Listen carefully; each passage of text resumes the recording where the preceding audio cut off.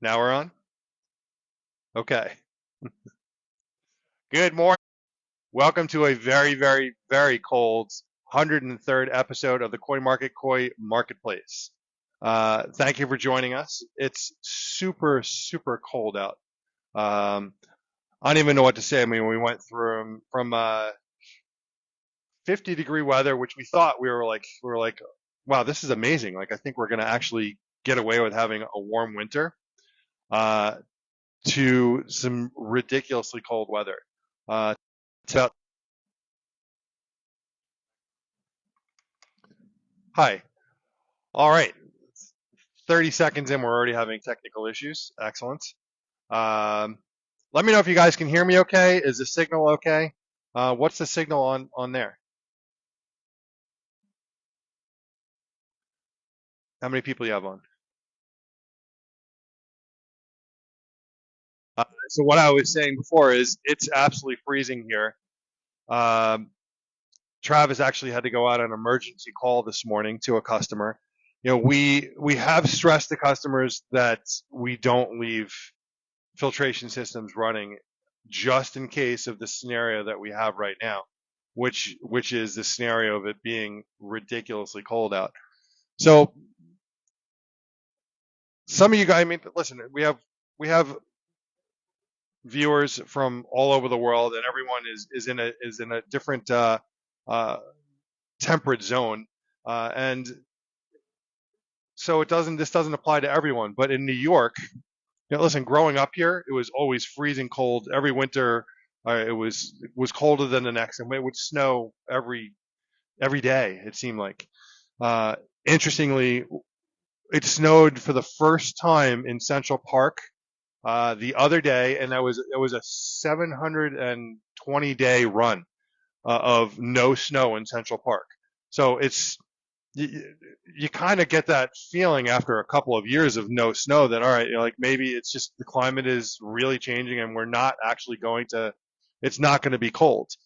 And then we get this. My daughter, I was saying, is in Massachusetts, and she was around 11, and I was talking to a friend of mine over in Chicago, and they were minus 25. Minus 25. That's crazy. I remember I remember being in it was minus 30 degrees. We were in Canada. I was on a business trip for my old company. It was minus 30 degrees, and we were walking around. You couldn't even like breathe. Like, you sucked in air and your throat would like it would hurt. It was crazy. Why anyone would want to live in that is. I was talking to Gabe, just so you guys, because I'm looking over there. I'm not looking at the camera. Uh, Say good morning, guys. I have Gabe and Michael here. There's Michael. There's Gabe. How many people we have on? All right. So we have 20 people on. I've been spending a little bit of time on Facebook just trying to friend some new friends and get some more people on the show. One of the things that we ask you guys is to share. Please share the show when the show is done. Share it with friends. Share it with anyone you know that has a pond. It's important for us that we continue to grow the show. But we were just talking about how cold out it is here. It's about 20 degrees. So how cold is it where you guys are? Let me hear from you guys. I'm very curious to know what the temps are for our customers. I was telling a little story. So when we go through our winterizations, and we close about, I think, between 225 and 250 customers we winterize. Of those, I probably have a small handful, maybe 3 to 5 customers that actually leave their pond running, and we definitely stress to them that it's not a good idea. We go through the positives and the negatives. The positives are, the pond is continuing to do mechanical filtration. You're no longer doing biological. Your beneficial bacteria has now gone dormant for the season, and or is dying or died off because of how cold it is. So you're continuing to do mechanical filtration, but that means that you need to make sure that your mechanical filtration doesn't get clogged up and slow the flow down. We having signal issue? Um, if your water gets too slow because it's getting clogged up with debris and you get a severe cold, uh, the lines could potentially freeze. You always have to make sure that you have a really good flow going, Just like, if you've ever gotten a recommendation, when we know that we're going to go below freezing to keep a drip going on your water, on your water taps, your sink and your bathrooms, just because it could freeze. And if it freezes, it can be a disaster. So that disaster actually happened. We had a customer who decided not to decide to keep his pond running, and we got the call this morning that the line froze, and we had to rush out there, and they lost a lot of water out of the ponds, which would make sense. The pump is still pumping, but now the line is broken because the line froze and cracked, and now it's continuing to pump water out of the ponds. The pond dropped about 10 to 12 inches. Lucky he caught it in time because the pump was sitting at the bottom of the ponds. Um, if it's sitting in a skimmer, at least you know that it's just going to drop down below the skimmer. But this scenario is the exact scenario why we try and close all the ponds down, is because water sitting in the lines will freeze and crack all the lines. Water sitting in any filters, especially like an external pressurized setup, or sitting in the pumps, you will lose all your equipment. You'll have to replace everything, and not only just replace it, you're gonna have to dig up all the lines, run all new lines. So in a climate like ours, it's really important, super important, that you just winterize it. You have your aerator running. We got a question. Hey, Paul. Was his pond covered? No, no. And Paul, most people don't hear, of the 250 customers that we winterize, 250 of them don't have their pond covered. Not one of them has their pond covered. It's just not something that most people do. Um, it's not a common practice here. So covering the pond has its own, benefits. Well, let's say positives and negatives. The positives are you can keep your systems running. You can keep your water at X temperature. You can continue to feed and grow out your fish. The negatives are that something could happen. Paul, you know all too well, if you remember, Pete Benden had covered his ponds. It was probably about 8 or 10 years ago. Pete had a massive pond. He built a huge wood structure over. He's out in the Hamptons, and he calls me, Sean, you got to come out here right away. Like, I need your help. Me and my friend Chris, we Chris Hayes, Bonsai Chris, rushed out there, and I probably have pictures somewhere. Rushed out to the Hamptons to help him out. He built this huge wooden structure, and they had a massive snow, and the snow was so heavy that the entire roof caved in.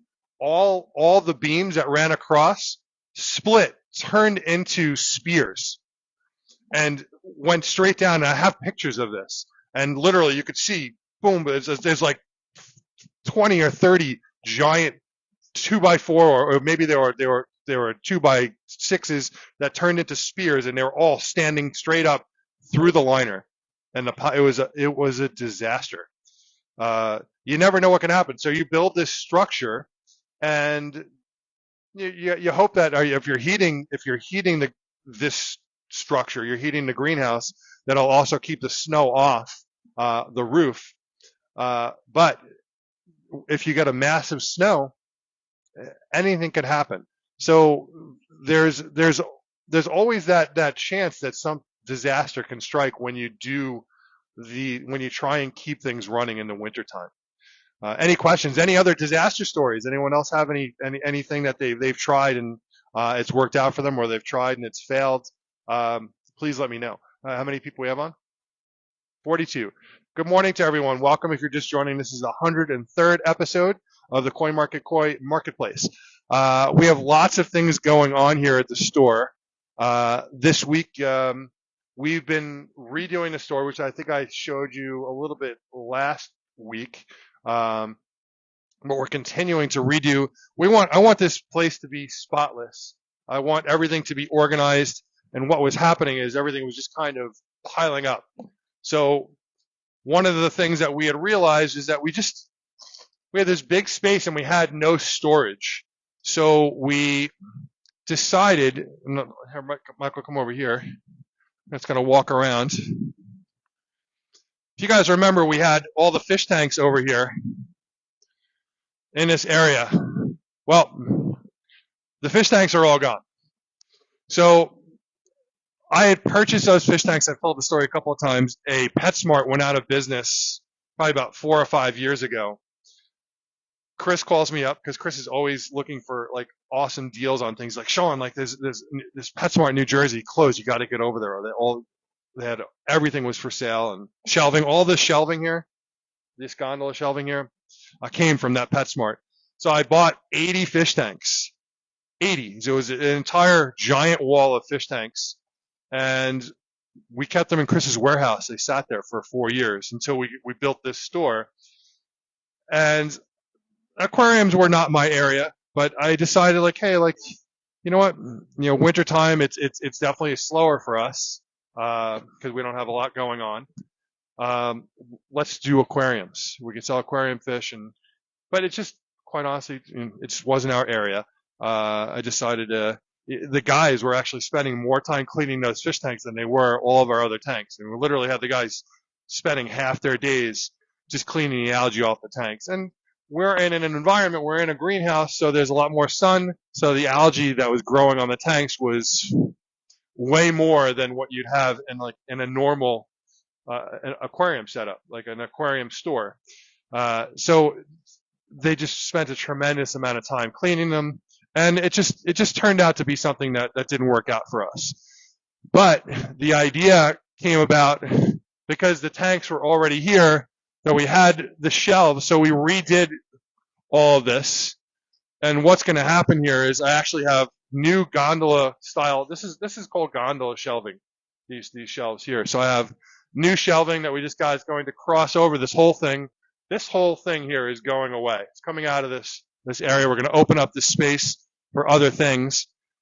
The other side of this will be a storage area. So we now have a storage room where we can keep all of our products. We don't have to go outside to go and grab it from the container. And it just makes everything a bit more efficient. So you won't see any of this here. So we have 8-foot gondola shelving that goes, from the floor to the ceiling, and we'll have all fittings, and it's going to be a lot of fittings, a lot of plumbing along here. The bonsai stuff will also go along here, but that's what's going to take over this. And then on the other side, we can start storing all of our product. Go ahead. Hey, Joe.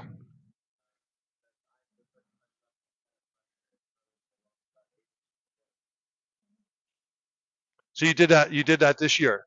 That was so. This is the conversation that we have with all of our customers in the beginning of heading towards winter is to run the pond or to shut it down and winterize. And I give this speech literally a couple of hundred times, especially to new customers, because there are customers. We pick up new customers every single season. We pick up a lot of customers, and we've been doing this a long time, but there's a lot of other guys that are doing this too, and everyone's got a different way of doing things. And this year especially, we had a gentleman that had been in the business for a long time. His name was Eddie, and I'm not sure if Eddie's still around. I've tried reaching him a couple of times, but he unfortunately got very sick, and he had sent all of his customers towards us, which was really nice of him. And all of his customers are used to leaving their ponds running over the winter. So we had to have a long conversation with each of those customers and explain the positives and the negatives. And anytime we get a new customer that's been doing this, like it's one of those, all right, is it if it's not broken, don't fix it situation, or because I would also feel really bad if we decided to close the pond and then something occurred because we decided to close the ponds. But my thing is, I can offer advice. I'll never tell someone this is what you have to do. I will advise you on what we do, and you can either go with that or not. I can make recommendations based on having a lot of experience in this area. We maintain a lot of ponds. I mean, I'm sure we're one of the largest on the East Coast. We're literally like hundreds of ponds that we maintain, and so we've been through all of this. We've seen what happens when things are right, and we've definitely seen what happens when things go wrong. And leaving the pond on has its benefits, but if something goes wrong in the middle of winter, it's a disaster. Your water is turned off. You can't fill the pond up. If it empties out, what do you do with the fish? The lines all freeze and crack, and then you have to rebuild everything. And it can be a very, very expensive mistake. So, yeah, you have a question? Hey, Brian.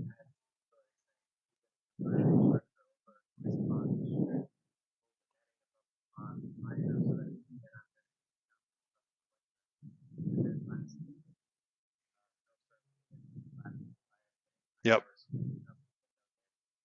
that's good. You know what? These are things. So we have a lot of experience with that too, especially with netting. I mean, for years we were putting nets on, and then the nets would sink into the pond, and they would lay down in the pond as soon as it started to snow, or if it collected a lot of leaves, the leaves would then pull down into the pond as soon as they got wet, and then all the tannins would leach off the leaves. As the leaves broke down, the tannins would then turn the water all brown. And got another question. Hey, Jane.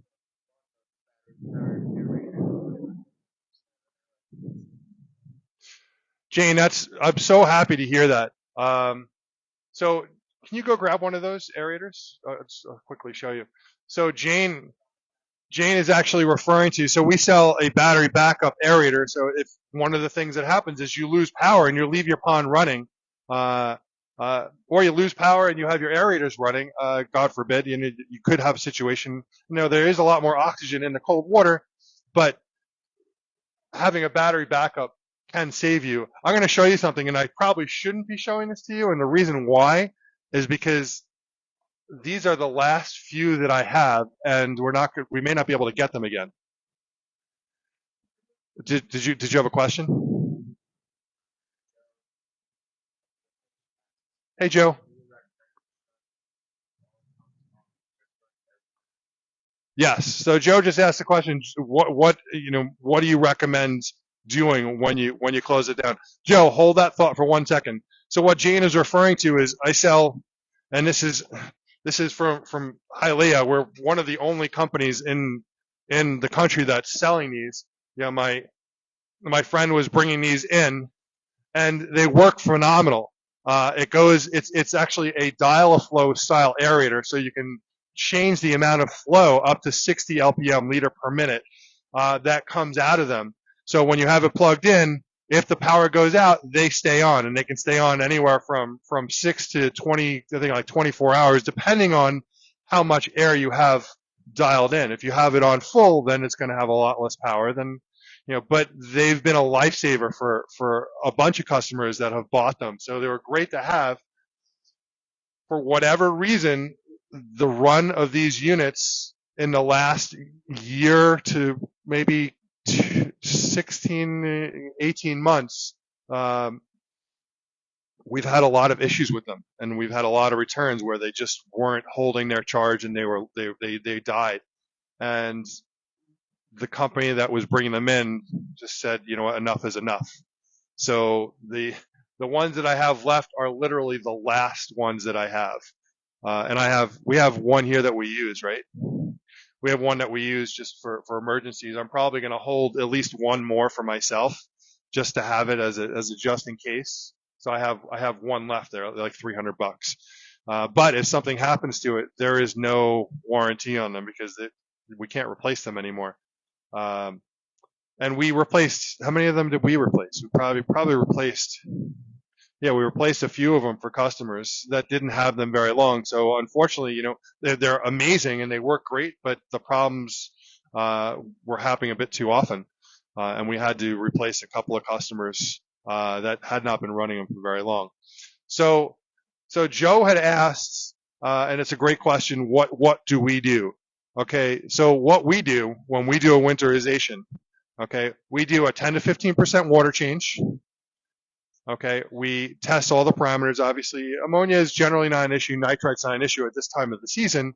But your pH and KH can definitely be an issue, and it's something you need to monitor throughout the winter.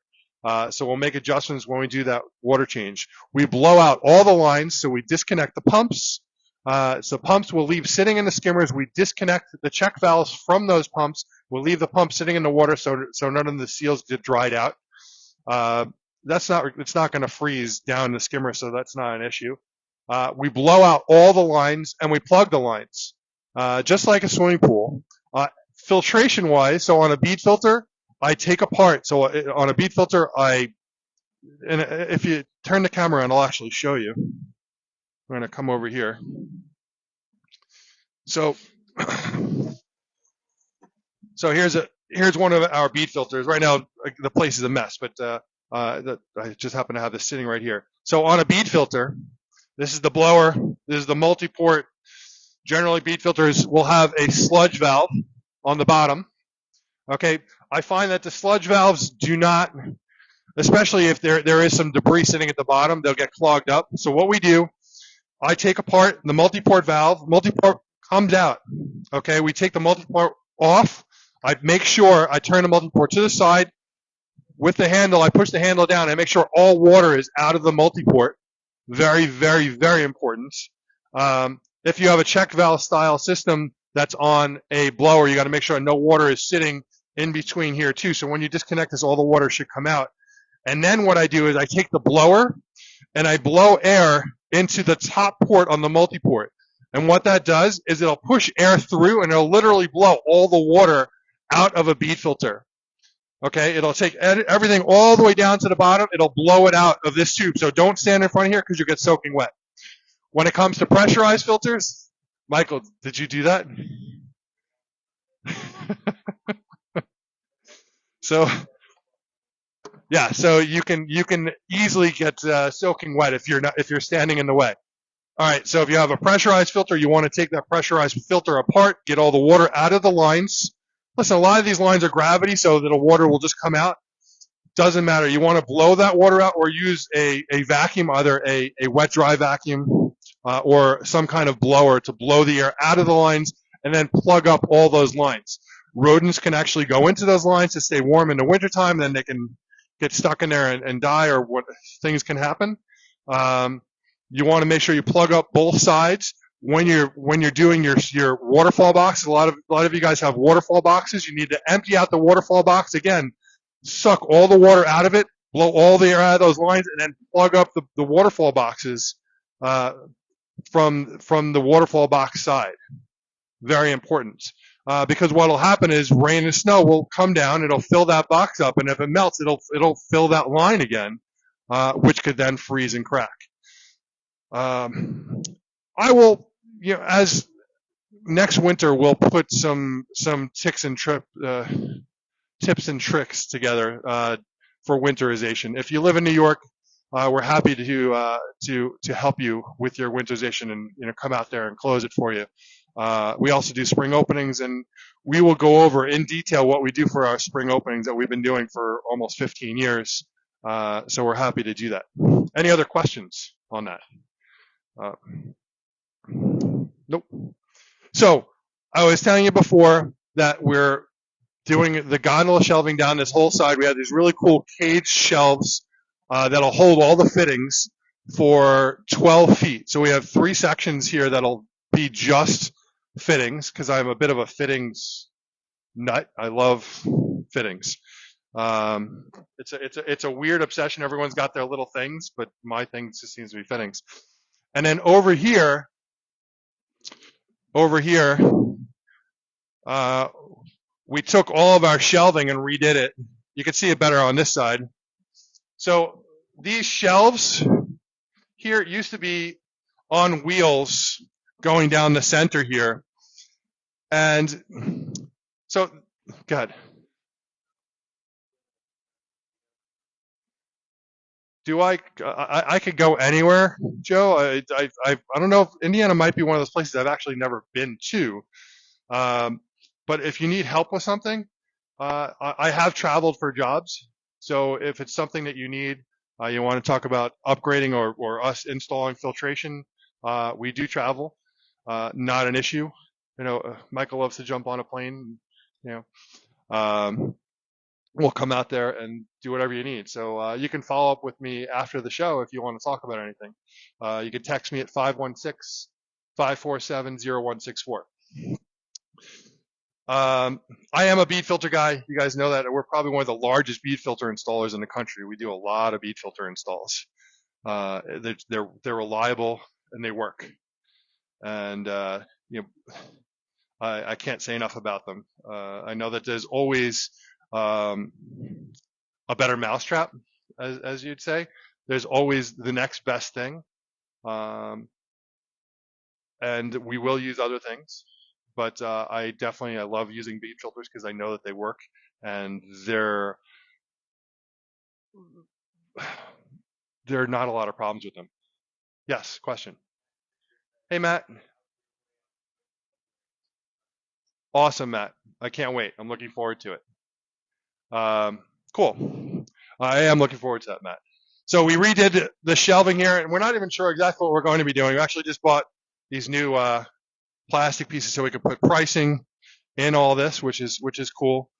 So all this wood, if you guys are familiar with Long Island, a gentleman by the name of Bob Bongiorno owned a company called Suburban Water Gardens, and it was a potato field in the 50s. He bought the property and he made this amazing oasis of a water garden nursery. I remember when I stumbled on Suburban Water Gardens. I had been doing ponds for a couple of years. I had not, the internet, it wasn't really a big thing then. So like, unless you found them in the phone book, you just didn't know. It was just one of those things. I would go to Shearer's with my dad, but Suburban was around at that time, but we didn't even know that it existed. It was actually closer to go to Suburban than it would have been to go to Shearer's. Shearer's was in Northport, and Suburban was in Dix Hills. Funny enough, about 5 minutes away from where we are. Our store is right here. So sadly, Bob had passed away.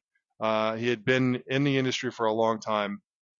And again, Chris comes to the rescue. This is Chris. Chris is the finder of stuff. And he calls me up because Bob also did bonsai, so Chris was there looking at bonsai stuff. And he looked on the whole property, and the property is huge. It's like 4 or 5 acres. He's like, Sean, you got to come down here. There's all this massive wood, these stacks of this amazing wood that is just sitting here in a pile. And they were selling everything on the property. There were anything that you could actually lift, from the rocks on the ground to whatever it was for sale. And all this wood was just sitting there. I mean, this wood here, this wood is it's anywhere from 4 to 5 inches thick, this wood. And the pieces that we got, some of them were 12 feet and some of them were actually 24 feet. The whole arbor that I built out there, I don't know if you could take the camera and show that. So that whole pergola area out there, that was all made with wood that I got from Suburban. And then all this wood here, it was the same thing. So all these shelves are huge, and each one of these 2 pieces here, each one of this set of 2 pieces probably weighs about 200 pounds. So this is a very, very heavy shelving system, but we put it on wheels, thanks to Michael. Michael said, let's put it on wheels. So we put it on wheels, and now the whole thing just easily just rolls around, which is great. So we have our food section. We haven't fully flushed out the whole area. We're putting it on a grid, and we're going to lay everything out. We'll have everything labeled what is in each of the areas. But our food area will be the back wall area. I know that one for sure. We had to put backings on these just so the food would just sit up and not fall backwards behind. So that's going to be the food area back there. I think this area of shelving is going to be pumps. All different pumps, submersible, external pumps is going to be this area here. That area there is likely going to be other stuff. UVs, lighting, aeration systems over there. This whole center area here, I have the entire line of bead filters from that we have manufactured by Gary is coming here. So we have a custom version of our bead filters that is made by GC Tech. And we've talked about this before. So all that stuff is going to be on the floor here. Baki showers. We're also now a distributor for Siche, the green reset filters. You guys know that we install a lot of those green reset filters. We've tested every pressurized filter on the market, and as far as I'm concerned, they're all crap, other than the green reset filter. And the nice thing about the green reset filter is we're like this with them in Italy. And because we have so many in the field, I don't know, we have a couple hundred. We have a couple hundred of these in the field that are being used by customers. We're able to tune and tweak anything that we see that like we think could be done better. We talk directly to the manufacturer in Italy. Just 1 second, Michael. And they're amazing. And they make the changes to the filter, and we've been able to really redesign it. The new handles on the filter, we work directly with them on the new handle system. We have a couple of new things I believe are going to be launched this year on the filters that were, from feedback from our experience with the filters. So it's been amazing. Questions? Hey, so RDF. Do RDFs work? Absolutely. RDFs work really well. So RDF means rotary drum filter. My issue with rotary drum filters is that when something goes wrong, it's a disaster. And a lot of the RDFs that are out there, there's not a lot of guys that know how to repair them, number one, and getting parts for them is a big issue. So if you're going to do an RDF, you want to make sure you're doing it with a reliable company that keeps all the parts for them in stock. The company that we've used and we've installed, and we're actually looking at doing another RDF install this year on a large pond. I was just having a conversation with someone about a 30,000 gallon pond RDF. Is free drum. The free drum RDFs are made really, really well. And it's not just the unit, it's the electronics behind it. And it's not just the electronics behind it, it's how they're housed in order to ensure that they're not exposed to the elements that could cause problems. So having it indoors is a plus, but a lot of customers don't have them indoors. They have them covered in some way. If they get exposed in the wrong way, then the system's not going to work. And there are other issues that you have to deal with when you're dealing with RDFs. Number one, and guys, and there's a lot of ways to do it, and there's some guys out there that do it this way almost exclusively. I would never in a million years do a pump-fed rotary drum filter. Okay, and there are guys that do it all the time, and you're taking the biggest risk in the world doing it. And so an RDF gets set up two ways. It gets set up gravity, or it gets set up pump-fed. You got a question? So pump-fed means a pump is going to run water to this system. Now, it's not a pressurized system, okay? It's a box with a drum, and basically the water is going to pull into it, and it's going to go around the sides. It's going to collect the debris on the inside of the drum, and the water is going to go outside the drum and then go back. And it does an incredible job of mechanical filtration. Let's make that clear. A rotary drum is mechanical filtration, okay? Now, it may have a combi style, which would have a moving bed filter or filter pads in addition, but the rotary drum part of it is mechanical filtration. Now, what I was saying before about it, it's not a pressurized system. If you have pump fed, okay, and something happens to that drum for whatever reason, and you don't have multiple redundancies that allow that water to get back to the pond another way, that box will overflow and your pond will empty. And I know from experience, because we had a rotary drum at the store that did this all the time, and one of the reasons we were lucky to get in on them very early and see what worked and what didn't. The drum would overflow and the pond would empty. You have to have, I would only install gravity fed. And then you have to have 4-inch lines. So the max flow from, I believe, a 4-inch line is 3,600 gallons gravity fed. and you want to have multiple, bottom drains to get that. You want to, it all comes down to turnover. I mean, how much do you need based on the size of your pond? Uh, it, but I would always do a gravity fed system. If you want to talk about this in more detail, we certainly can. We're going to spend some more time on these systems over the next year or so because, I mean, they're being used all over the world, and we'd be crazy to not get more involved with them. But it's mechanical, and do mechanical things break down? Absolutely. On a bead filter, you don't have a lot that could go wrong with a bead filter.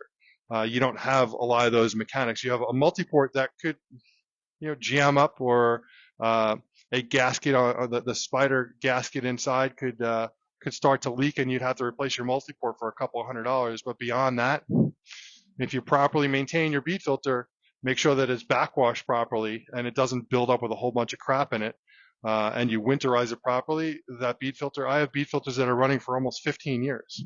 And Charlie's bead filter has been running, that bead filter's been running for 10 years. Any other questions on that? Nope.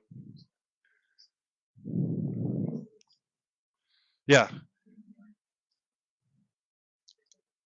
I mean, the RDFs, they do work, and they're being used all over the world. So there's no denying that when they work phenomenal. But when they don't work, it can be disastrous. God.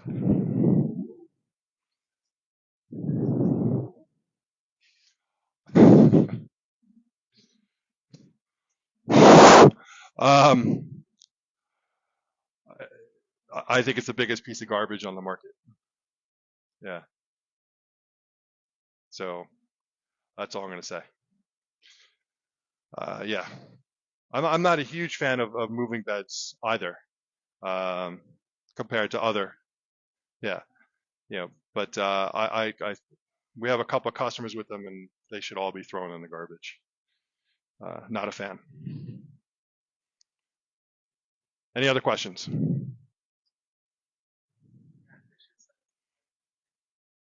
How do I really feel?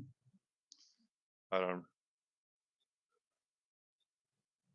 Sure, a private conversation would be fine.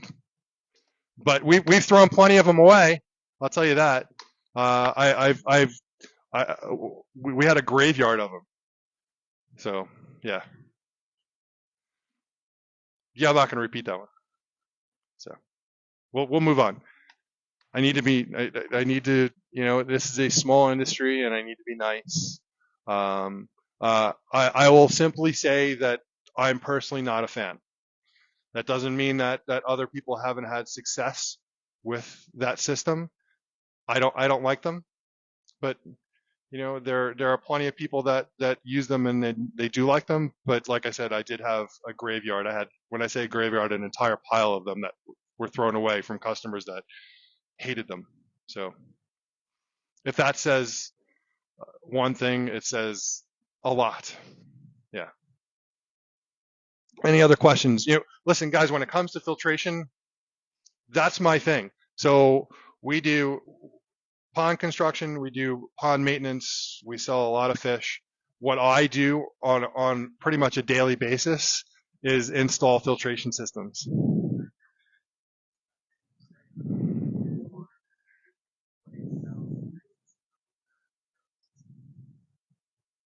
I didn't say that.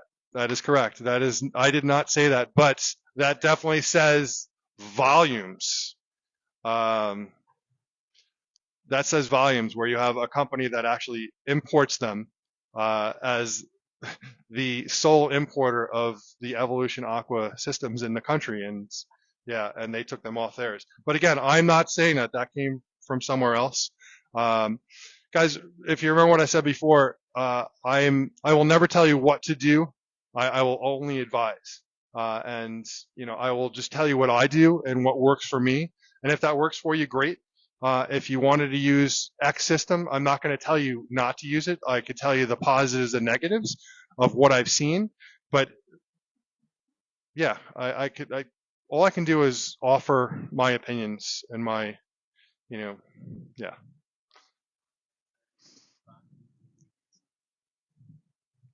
There you go, right there. And aeration.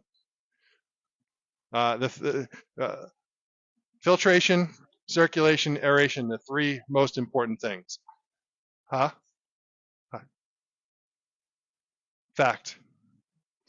Um, so I love Baki showers. The problem with Baki showers, you have to get the right type for your style of pond. Now, if you have a formal pond or if you have a place where you can have a waterfall style Baki shower on the side, that's fine. There are ways to hide Baki showers in the background if you got a piped version instead of a waterfall style version. So you can get it comes with pipes in front as the outlet for the water, and then you can attach plumbing to that so you can set your Baki showers in the distance because it's gravity return, a Baki shower. Okay, so it's got to be higher than the ponds. So if this is my ponds, the Baki shower has to be higher. If you did a pipe version of a Baki shower, you could set that all the way back here, attach the pipes to it, and have the pipes run over to, as long as the pipes are higher than the water level, which I've actually seen some pond installers put that return lower. Let's not even go there. Um, yeah, you can hide them in the background and still get the benefits of the Baki, which is great. I am a huge believer in bottom drains. I'm a huge believer in skimmers, and aeration is key. It's come up a whole bunch of times, aerated versus non-aerated bottom drains. Aerated bottom drains will definitely create current that pulls debris towards the bottom drain. It's a fact. It's 100%. It definitely works. That being said, depending on the size of your ponds, there are issues that you can have with having an aerated bottom drain where you're going to keep the aeration somewhere probably in the center of the pond. Especially if your pond is not that wide, the bubbles are going to create turbulence that will create this invisible barrier on the surface of the pond that will block debris. If your skimmer is on this side and you have aeration in the center, anything that lands on this side will be much more difficult to make it to that side. I do prefer to be able to put the aeration where I want to put it versus having an aerated bottom drain, depending on the design of the pond. If it's a larger bodied pond, then I'm a bit more okay. See, I'm sitting here talking and I'm literally playing with the blade on this circular saw, which is, I don't even know I fidget. But this is all really good conversations to have. Generally stuff we don't usually talk about in the winter, but I'm happy to talk about this stuff. And you guys can reach out to me at any time. I'm addicted to my cell phone. I don't go anywhere without my cell phone. I mean, my cell phone is in my hands. If it wasn't recording me right now, I would be in my hands. So you can always reach out to me with questions. 516-547-0164 is my cell. You can text me, you can call me. Guys, I'm always here and I always like to talk about this stuff. And it's been, people in the industry yell at me all the time, like, what are you doing? Why are you giving out your cell phone number? I've been giving out my cell phone number for years, and it allows me to get closer to my customers. It allows me to,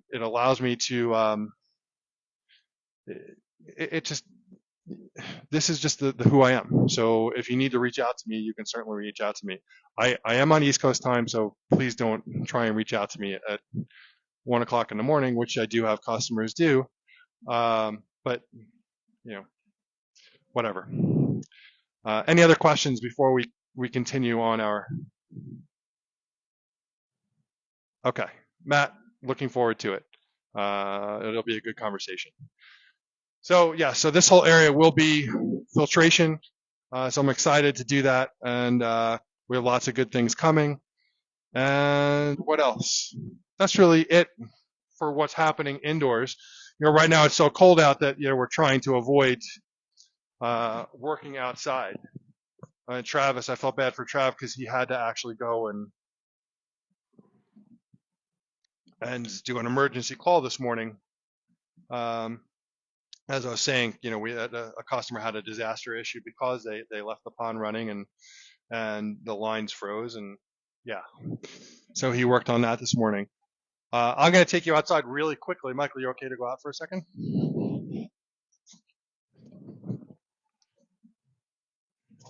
And look, everyone, there's Chris. This is Bonsai Chris, if you guys don't know. So we also have a huge bonsai area.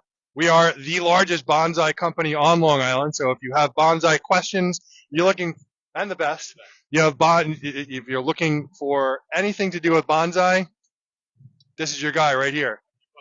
That's your guy. This is Chris from Long Island Bonsai and Supply. So that's our outdoor bonsai display area over there. If you're watching the show for the first time, how many people are on?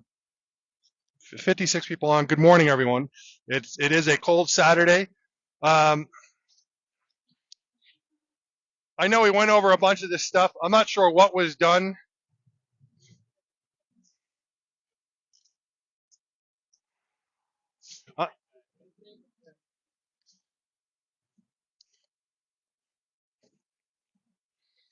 So unfortunately, the cold weather has put a damper in working on our projects out here.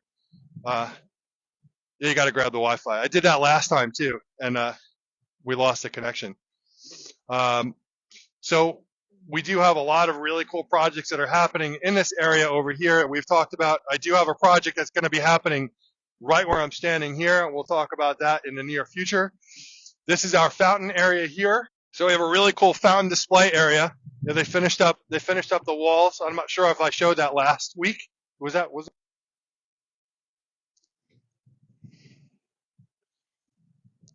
So you can see the stairs. The stairs got done over here. So we drilled the walls out. We have a new sheer descent style that's being manufactured. It's literally just getting launched, and then we have the first one that's going to be out there. Is going to be on that wall in the back, and we have scuppers. You can see there's 5 holes there. So we have some really awesome scuppers going into the wall, and this is basically a showroom for fountains. I know it's kind of hard to see, and if I were you guys, it'd be like, well, why aren't you making that into a pond? Because I know that as soon as I finished this, I was like, you know what, let's make this into a pond. This is going to be a fountain display area. So we'll have gravel literally all the way up to the top of this, and you'll be able to walk into this area, and we'll have fountain displays in this. There'll probably be anywhere from 6 to 10 different displays of fountains from different companies in this fountain area here. So it's going to be pretty cool. And come this way.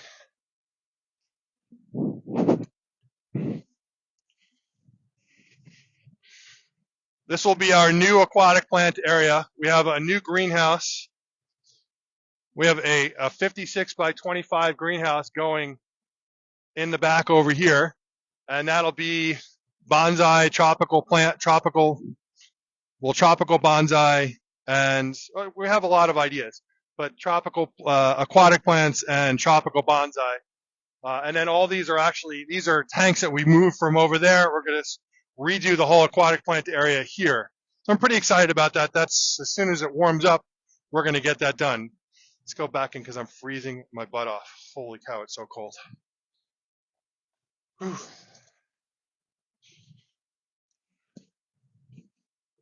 But lots of cool things happening here.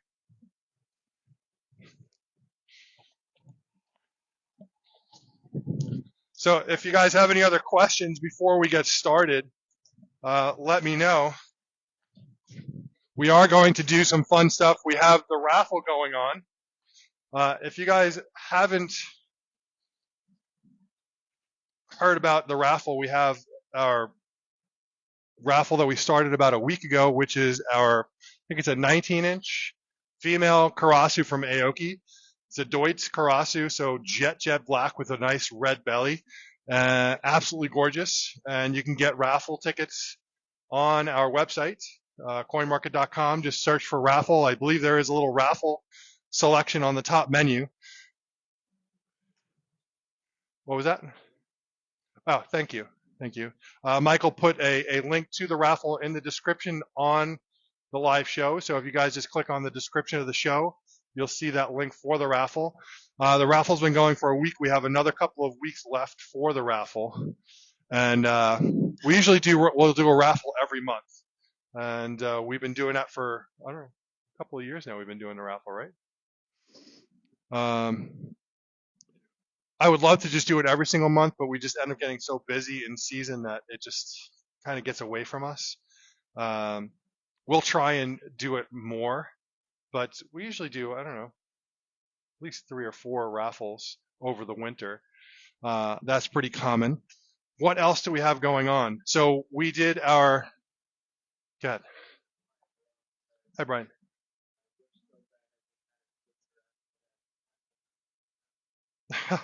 Well, I do appreciate that, and you are welcome to come here. I know you're a bit of a ways away, um, but you're always welcome to come here. We have a lot of friends from all over the country that travel to Coin Market. You know, we're very honored that you guys have taken the trip all the way across. But we've had people from all over. Thank you. Was it at least a good value? What did I get? 895. Um, yes, we do have a lot of people coming from all over the country. We have some friends coming from Massachusetts in the next couple of weeks. One of the reasons that everyone is getting ready to come by, and this is what I wanted to go over next. We just did our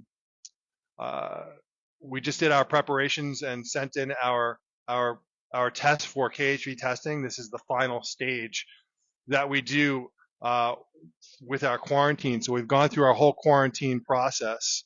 And once we go through that quarantine, at the end of that quarantine process, we will then send tests out to the lab. We use Kennebec Labs to do our KHV testing. That went out they received it last Thursday. So this week, we should be hearing back from Kennebec Labs on our results, which I know are going to be fine. So I'm not concerned. But I'm going to stress this, guys. This is really, really, really important. Listen, you don't have to buy fish from us, but whoever you do buy fish from, you need to make sure with 100% certainty that they're doing proper quarantine procedures and they're KHV testing their fish. If they're not doing those things, if they're willing to sell you a fish right out of the box when they get them in, do not buy from them. That's all I'm going to say about that. There's a lot of guys that are selling fish out there, and again, you don't have to buy from us, but you want to make sure that you're buying healthy fish, all right? And that starts with a proper quarantining process and KHV testing. If they're not doing that, then it's just not even a question. Just don't buy from them. Listen, they may have like the coolest fish you've ever seen, something that you've been dying to get. But is it worth the risk of killing everything in your ponds? No, it's not. Which means that you need to make sure that just because a fish is nice doesn't mean that you should get it. If they don't follow proper quarantining protocols on KHV testing their fish, then don't buy from them. That's all I'm going to say. All right, questions?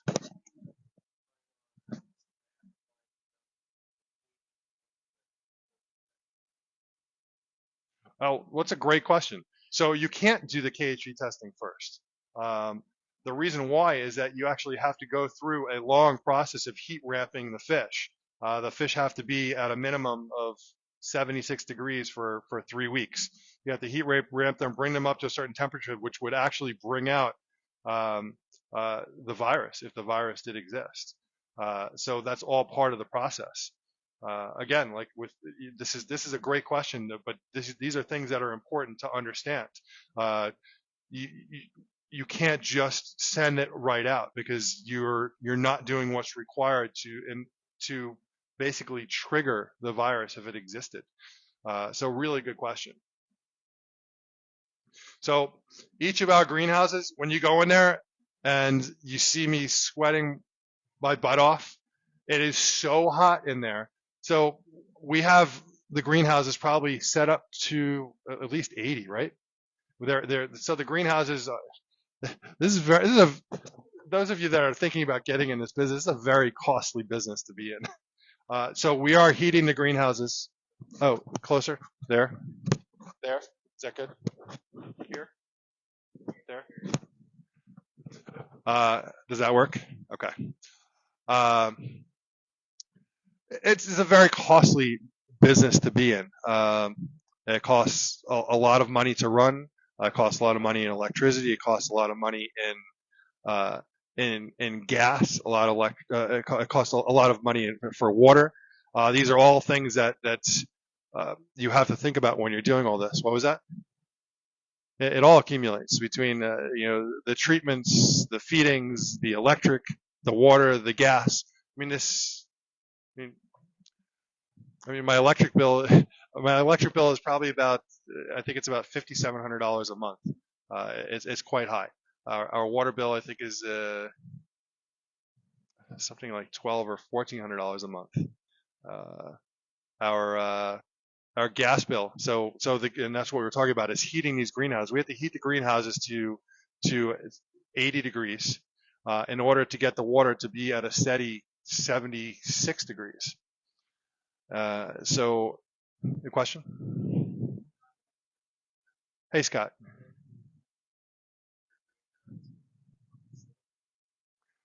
There are plenty of ways to do it. I mean, if you heated the greenhouses with electric heat, it would cost the cheapest way for us to heat here in New York is with gas.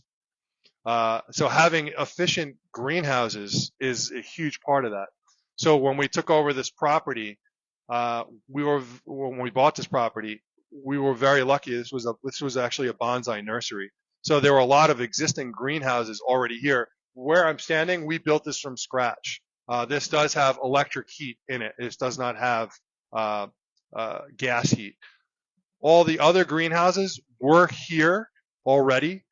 The Tosai house is the only house so far that we've redone. We didn't tear it down. We ripped it down to the bones, redid everything, and redid the plastic and sealed it up to the best of our ability to make sure that we could retain that heat.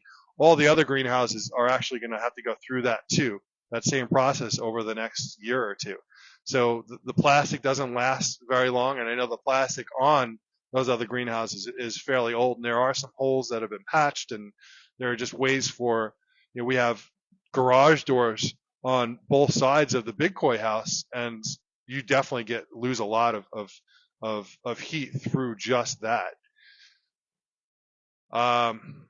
So there are things that we can do to become more efficient, but we do have to use heaters to gas heat. Funny enough, so my old greenhouse at the old store, we did propane, and we're heating one, two, three.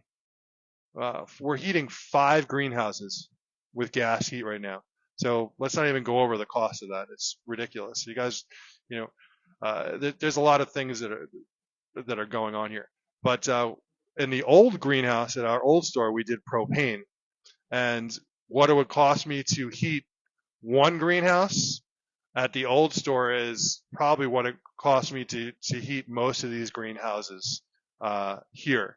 So doing the gas heat for us where we live is definitely much cheaper than doing propane. We'll never make that mistake again. Yeah, question. Hey, Rob. We do. So very good question. Robert asked, do we have a backup generator? So we didn't have in the old store. We didn't have backup, and we ran into an issue, and we lost, multiple times. And one time we lost power and we lost an entire tank of fish. So having backup is really important. We have a large generator that's hooked up that runs the aeration on the whole property. So that was something that we made sure went in early.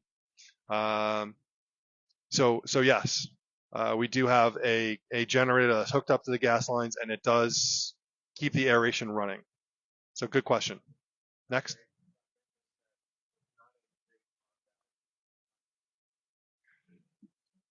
Yeah, I get it. There are a lot of different ways to do it. This is just the way that. Yeah. So as Michael was pointing out, so the way we do our greenhouses, not this greenhouse, but the other. So the Tosai house, the other houses were designed that way, but they're no longer working that way. Which is again why I was explaining we have to replace the plastic. So the plastic is a dual layer. And let's go in there. We can talk about this. We're going to take a walk over because we're going to be getting into the fish in this house anyway. So we're heading into the Tosai house.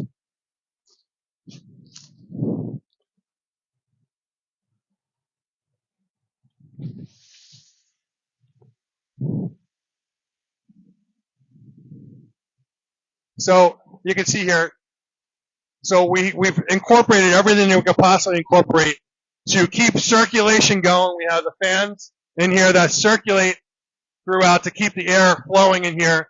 We have the intake fan on that side. We have the out. So over on that side there, that vent opens up dynamically when the fan goes on, so that we can get the heat out of here when it's too hot in here.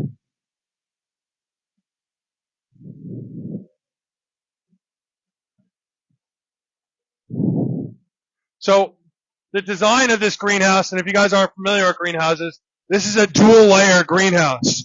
Okay, so it's 2 layers of plastic on top of each other, and air from an air pump, this is the pump right here, blows air in between and creates a pocket, a layer that helps to keep the heat in the greenhouse. So this is all blown up with air in between the layer. So it creates a barrier that helps keep the heat in here. Any questions?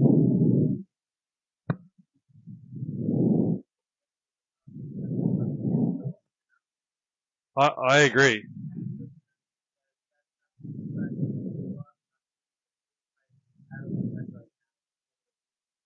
Oy, oy. We all have our things going on to support our hobbies, and this started out like all of us, like starting out a hobby. This started out in my backyard, and I learned something new every day when it comes to this hobby. There's always something new to learn, whether it's learning about filtration, circulation, aeration, pond design in general. There's always something new to learn. There's something new to learn about feeding. About treating the fish. There's always something new to grow your knowledge in this hobby, and that could be about greenhouses, air circulation, filtration. You can see our filtration systems here. These are all 3-inch systems. I generally, here, as an example of how we grow, I generally only I try when possible to only do 3-inch systems, bead filter systems, because I'm trying to get more turnover. Turnover meaning taking the contents of the pond and putting it through the filter X amount of times per hour. The more times an hour, the better. It means the more times you're actually filtering out the debris that's in the water. Question. Hi, Jim. Yeah, so good question. So we've gone again so to repeat the question, so Jim had asked, is it cheaper to heat the water versus heating the entire room? And we've gone that route too. So we've heated the water. So the first at our original store in Huntington, we had this is about probably 7 years ago. We didn't have a greenhouse 8 years ago, maybe more. We didn't have a greenhouse over our tanks. All of our tanks were outside, and we had just brought in a very expensive shipment of fish. And again, we're learning like everyone else. And we needed to heat the water, and we couldn't heat the water because we were outdoors. We had, and I forgot the gentleman's name. I think it was called Superior Koi Heaters, and he had come and installed a propane a propane heater that ran in line, and we heated the tank. And it was one of the most expensive things that we had ever done. It was quite expensive to do, and we had propane tanks, and we were literally the guy coming to deliver propane was there every single week, and it was incredibly inefficient for us. We then had that same system put a greenhouse over it, and because we were heating the water, it was like walking into a rainforest. You would literally be standing there, and it would be raining water. There was so much humidity from heating the water instead of heating the air that you would walk out. I mean, your clothes would be soaking wet. It was ridiculous. So that didn't really work out too well for us. I'm not saying that won't work for someone else, but for us, the amount of humidity that it created heating the water was, I mean, literally dripping off of every surface you can imagine. Everything was soaking wet.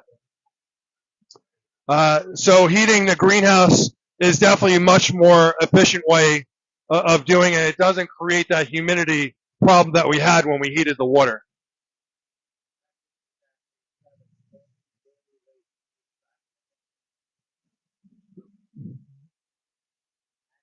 Yeah.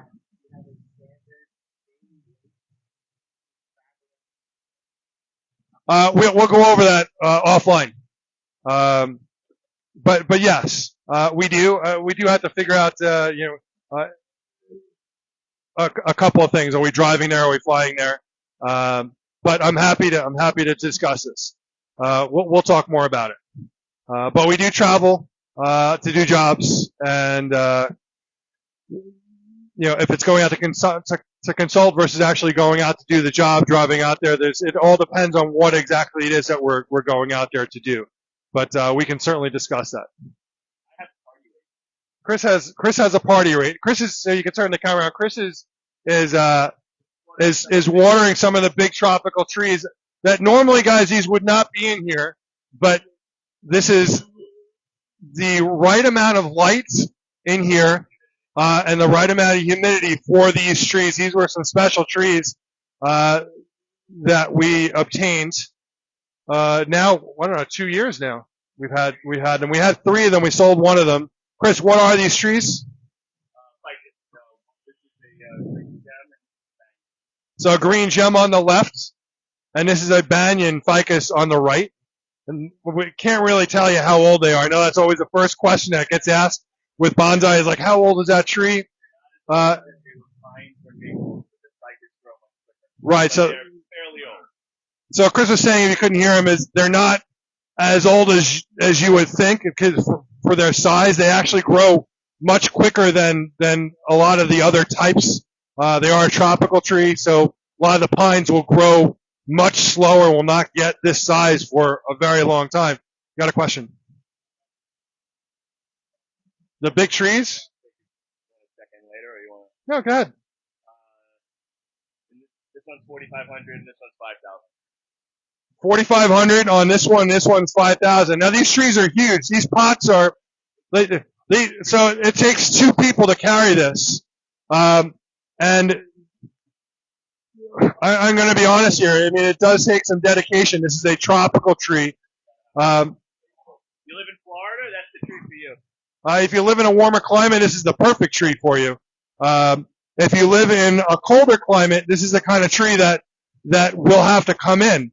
As soon as it starts to cool down, this tree would have to come in indoors. So this tree uh, is a very special case. Now, normally you wouldn't have a tropical tree. Now you can have tropical trees living in our environment that are much easier to handle. These are a bit bulky, but if you're interested in these trees, they are for sale. 4,500 and 5,000. I will definitely do a deal for both of them if you're interested in both of them. Yes. All right. I'll talk to you later.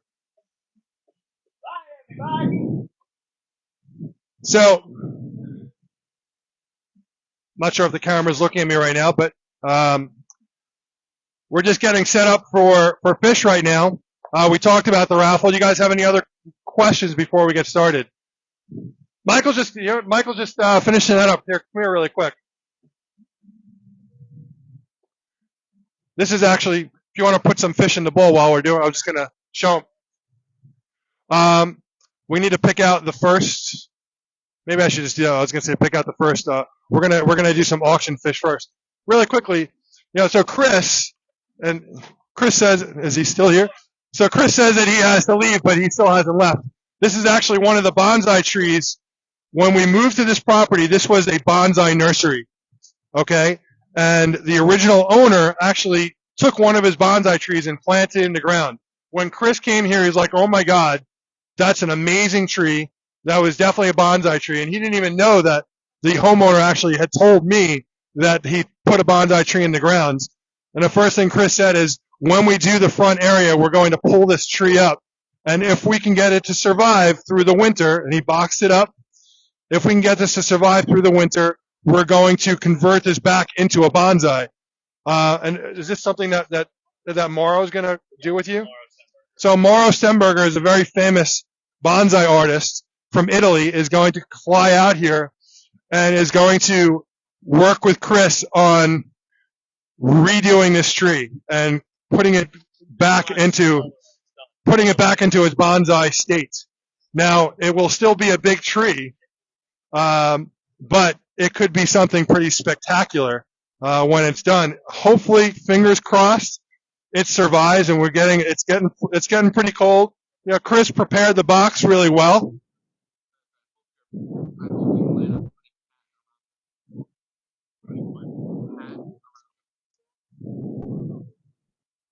So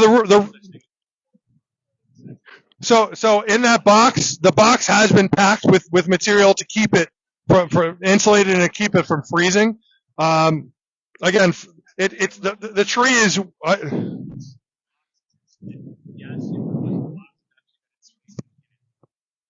built the box. It's like a twin wall box. It's got insulation in it already because the hay thing gets messy and blows around. So the box is actually insulated. And then we put media in there. So the root ball never freezes. I understand why you're saying that, but that actually is doing that exact thing right now. We have no choice because of the size of that tree. It will not fit in there. And not only can we not get it in the greenhouse, it would take up so much space in the greenhouse. Can you take us in there and show us what's going on really quick? I know you have to go.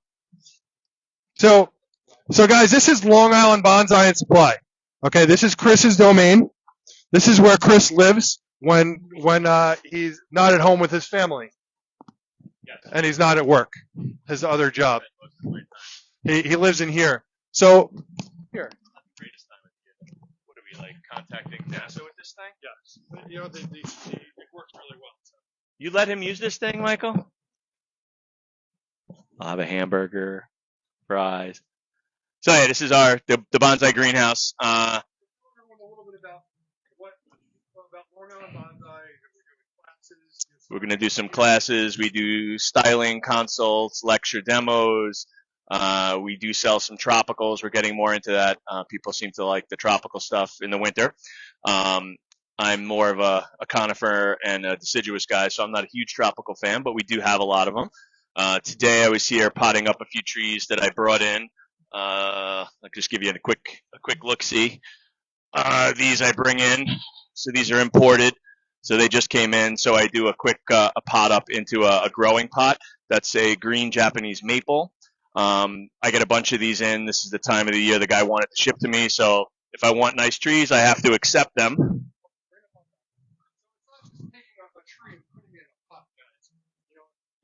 is actually putting the stability of the tree to keep it in the pot. You watch. Don't bang the top of the tree. I'm not sure if you can see it, but he has to actually wire this whole thing up in order to keep it steady in the pot. And bonsai soil is also not dirt. It's a specific type of soil where we're going to start doing some live streams for the people that are interested. Me and Sean will get into this with you guys about what you plant it in and the medium that you use and why you do certain things and when you do certain things. The biggest downfall of bonsai is people do the wrong thing at the wrong time of the year and wind up killing their tree and get disgusted at the hobby, but it was because someone told them the wrong information and they kind of went from there and it caused an issue. Yeah, my biggest thing is educating. Yes. Okay. What do you got? Yeah, they are. They are. So that's a bald cypress. That one. Bring it over here. This one's a bald cypress in training. This thing's not liking this thing here, Rosen. So that's a bald cypress in training. These are dawn redwoods. These two big ones also in training. The one that says private collection is actually my tree because that one's got an amazing base, and I really want to work that out as like a chop top. So this is a few years away. It's growing out, so that should be a spectacular tree someday. The one behind it is available. That's a pretty old, nice, big, gnarly tree. I also put together a few forests that we let grow out. I have about 10 of them available in the spring. They're going to be cut back, potted up in a nice pot. These are dawn redwoods. They're very similar to bald cypress. It's just the leaf pattern is different. Well, these don't have the correct amount. I overplanted, assuming that something would die, but there's a feng shui number in bonsai. You go 3, 5, 7. You don't do even numbers. It's a bad omen. So in bonsai, you're always doing like the odd number for feng shui. So everything will be an odd number on the trees once we're clipping them up and getting them ready. I mean, we have a lot of stuff. I have lots of small maples that are, they'll be available. Little guys that are potted up. Trees for beginners, trees for advanced. Let me see. Let me walk you around the other side. I'll show you some other stuff that we're. Yeah, you could do some close-ups on this tree. This is my Japanese yew.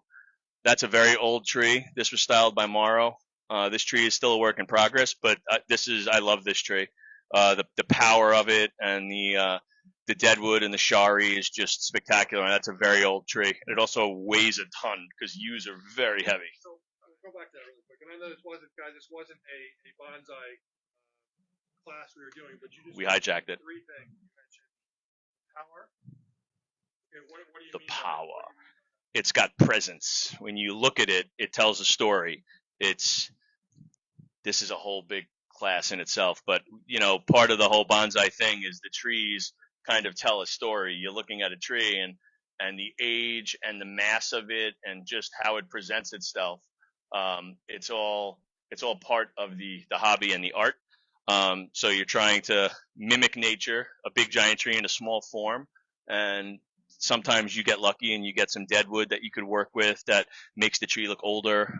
This tree does happen to be fairly old, but it just gives it more presence. It's tough to get the camera far enough away from this tree to really show you guys what it looks like, but you get an idea when you're looking at it. Like, this was all carved by a friend of mine named Will Badley, who does bonsai carving. That's his profession. He literally carves all these lines in to make it look like Mother Nature has been at that tree for years. But that was done over 2 days. He carved out this whole stump and made it awesome. And that's the name for that. This is a jin. It's a carved jin. Shari would be a stripe down the side of the tree, which I'll show you. It mimics like a lightning strike in nature. But in nature, if you look, like trees, limbs die, they rot, they look old and crotchety, and gives the tree some character. So that's part of what's going on here. Yeah. Going back to that tree, actually. The maple? Yeah. What is something like that? Like that green maple sell for? That's going to be around $750 once it's in a real pot. It's still in training. It won't be for sale this year because I just got it in. So I'll have to wait a year, make sure it's acclimated to our climate here. I'll put it in a real shallow pot, and then it will be for sale. Something in that range. It might be less. It also depends when it leaves out, if I like how it looks. If I have to do a lot more work to it, that makes a difference. But somewhere in that price range. Matt Fisher also had any black on. Yep. So guys, Matt Fisher knows bonsai. So one thing I want to say, I don't know if you can hear me. One thing I want to say here is that this That's an imported semi-cascade. this hobby just kind of has a lot of Exposed synergy roots. with having bonsai trees around it just they just work really nicely.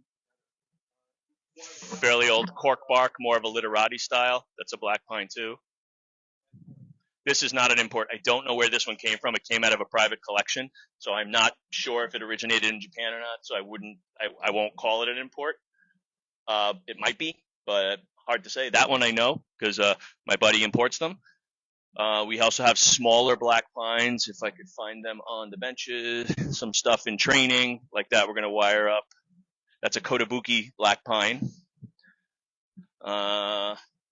Some more that I brought in that we're going to wire up.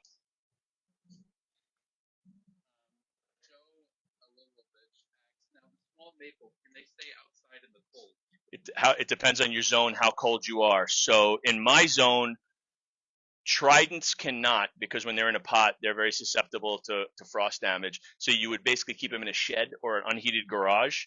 They don't need light in the winter. The maples, because they lose all their leaves, there's no photosynthesis going on. So you could put them in a dark place as long as it's cool. Make sure that they're watered periodically, and you're okay. Pines do better with a little light, although they can do without, but they can stay outside. Anything colder than a zone 7, you risk really damaging the trees. That being said, I have some really large trees in my collection that could never go inside. They're too big. So they stay outside. Another gentleman had mentioned hay for doing a mulch thing before. I don't know if he's still on. In a tree like that in my yard, I put them down on the ground and I mulch around them to stop them from freezing or cracking the pots and stuff. I don't love doing that. I'd much rather put it in a greenhouse, but they're too heavy and unruly, and there's no way to put them anywhere. And they fare pretty well. I'll put a burlap wall around them. Wind damage is a big problem, so you're trying to avoid the wind. And they do pretty well. I've had some of these trees for quite a few years, and they're still thriving. So Matt Fisher said, I have 50 starting from seed right now. And Rob Conway, I ever visit Bonsai West. Yes, Bonsai West has an amazing collection. That's if I want a really high end tree, I go to Bonsai West. I also have a friend, Bob Mailer, Kifu Bonsai in Pennsylvania. I would also go to him for really high end trees. There's a lot of other guys outside New York that are bonsai dealers too, but Bonsai West, excellent stuff. He's not for the beginner. I wouldn't say his prices are correct for what he's selling. So he's got high end stuff, and you're going to pay the price for it. There's other dealers who, cheaper prices, lesser trees. I'm middle of the ground. I have lesser trees. I also have some high end stuff, not as high end as Bonsai West, but he's amazing. But as you're saying, like this maple seedlings, like same thing. This is a 2-year maple seedling. This is a tridents on those. So I'm growing those out for little workshops. This is the same ones. Another year later, I just let them grow out. So yeah, I'm always playing. I can't stop. I'm always growing something or playing around with some kind of plants. I can't help myself. I'm trying to see if there's anything else cool here to look at. I mean, we got some nice maples. This is a larger maple. This is a Kiyohime. That's a nice maple that turns a beautiful orange in the fall. What else we got? What else we got to look at? I also do a lot of accent plants. I like that part of the hobby too. So I have a lot of stuff like that, like little accent plants, some dwarf ogon, sigil. I can't pronounce the name of this type of fern, sigillum, or I can get that to you guys later. But I like doing stuff like that. I also have a huge collection of dwarf hostas because I'm very big into that too. Actually, this one needs a little water, so I'm gonna hit this with some water. I have a collection of stuff like that. We also have like imported Japanese white pines. These are, some cute little trees. These are import whites. I got some larches. That's an older larch. Obviously, it's got no needles on it right now because it's not that time of the year. But we have a little bit of variety, a little bit of everything. Oh, someone take that later. So we got a little bit of everything. Yeah, and if anyone ever has any questions, they could always contact me through Sean, and we're going to be doing more and more of this. So I'll be more readily accessible. Got a lot of styled junipers. This one needs a trim though, but this was styled last spring, so it's growing out nicely. Not imported. Those are grown in California. I bring them in from Cali. The guy out there does an amazing job, and then we wire them up, and you get some really nice material coming out of there. They have a better growing season than we do. Yeah, I don't know. Anyone else got any more questions? Anyone want to see anything that they've heard of? Maybe I have it here, anything like that? Everyone's cool? All right. All right, cool. I'll talk to you all later. Thank you, buddy.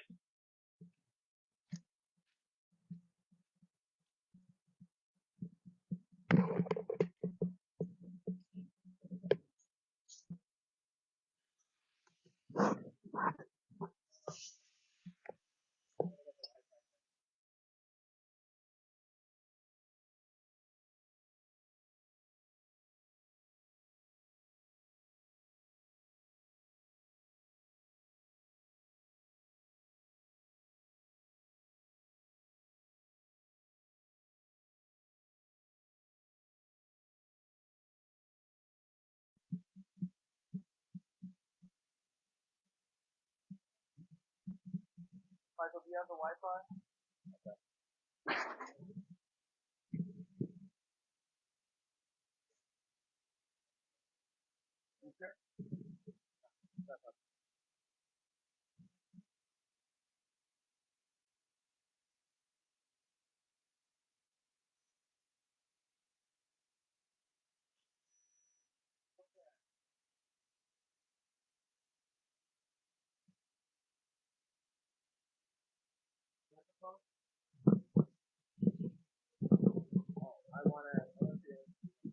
Okay.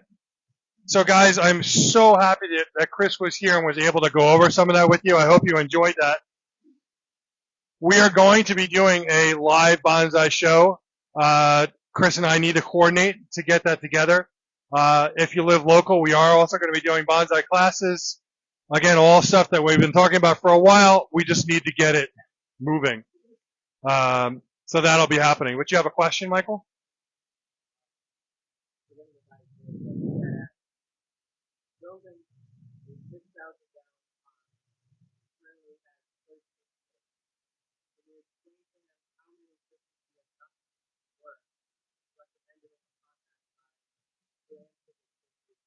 I mean, it's my rule of thumb is one koi per 250 gallons, and that's with a proper filtration system.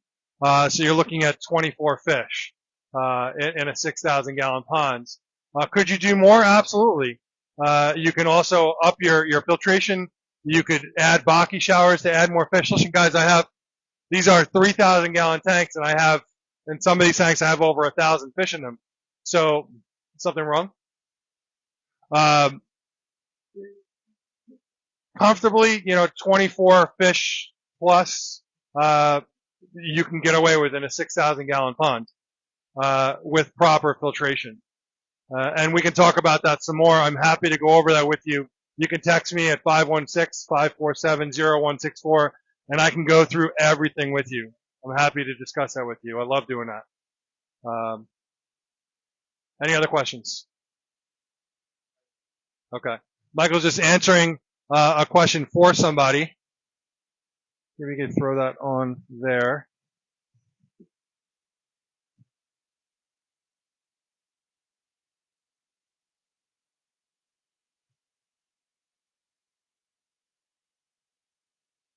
We're just waiting a couple of seconds while Michael's answering a question for someone.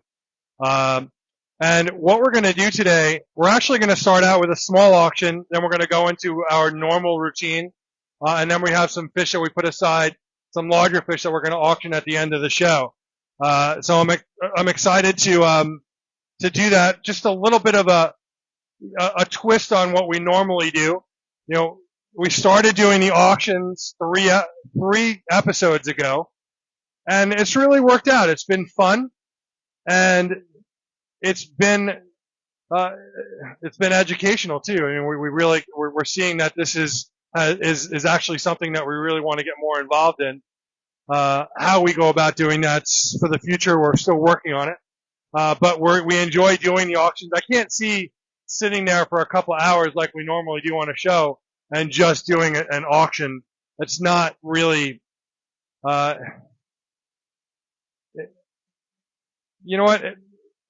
It loses something. You know what? It's fun to do, I think, in small bursts, and that's what we're going to stick with doing. So we're gonna do a small auction in the beginning. We pick some fish, and then we're going to do a small auction at the end, and then we're going to do our regular style sales during the show. You got another question? Not true at all. That is a myth. 100% myth. Um, if you have proper filtration, water changes, proper diet, you can grow a very, very large fish in a small body of water. But just remember that um, the smaller the volume of water, the more easily it can become toxic because of the small volume of water. So you have to make sure that you have access to be able to do water changes, especially if you want to grow out something in a small pond. But the fish will definitely get bigger in a small pond. But it comes down to a lot of things. It comes down to proper filtration, proper water changes, and diet. Feeding them the right food. Just feeding them a crap food that's all corn based, well, you'll get a certain result of fish. Feeding them a high protein based food, something like from Hikari would definitely be a better approach. Hikari or Blackwater's professional blends, both work phenomenal. We use Saki Hikari for growth or multi-season. But good question. Any other questions before we get started? We definitely got to figure out the microphone situation for the future. This thing makes me crazy. Hi, Laura.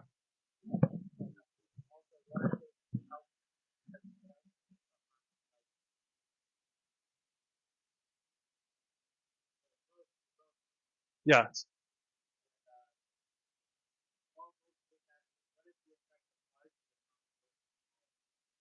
So, growing out fish when you have multiple sizes of fish is it's not really advised. We do it here because we don't really have a whole lot of options. But you really want to keep the smaller fish of this around the same size together. If you put a whole bunch of big fish with a bunch of smaller fish, the bigger fish are going to dominate. They're going to take all the food, and they're going to make it much more difficult for the smaller fish to really take hold. The more aggressive fish in the tank are going to take the lion's share of the food, and you're going to find that the smaller fish are just not really going to take off. If you then remove all the bigger fish and you have just smaller fish in there, you will start to see a difference. You'll start to see those smaller fish actually start to take off in size. Now, there's also genetics involved. Sometimes a fish will never grow, and we have some fish that we tried to grow out that were literally the same size as when they started in grow out to when we finished the grow out. And we don't do a lot of grow out, but that'll change in the future. And we grow out, we pick certain fish that we grow out that we know are going to be special fish. But when you have a lot of bigger fish in with smaller fish, it does not tend to work out very well for the grow out. The bigger fish will definitely dominate. I hope I answered that question. Any other questions regarding this? Michael, any other questions before we get started? Okay. So we are going to get started with our auction here, and we decided where we're going to start off with some smaller fish, and then we're going to go over to our regular scheduled programming. I'm actually going to do the same because it's...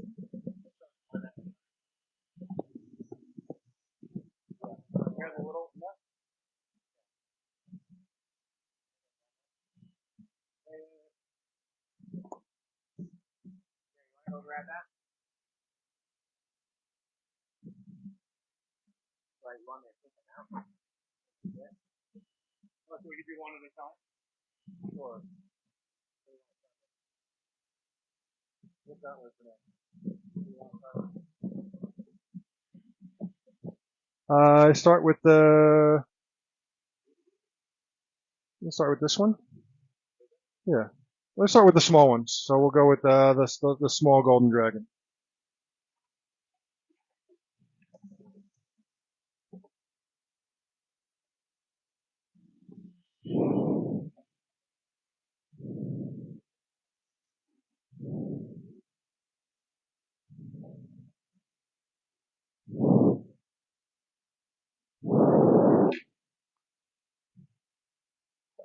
Okay.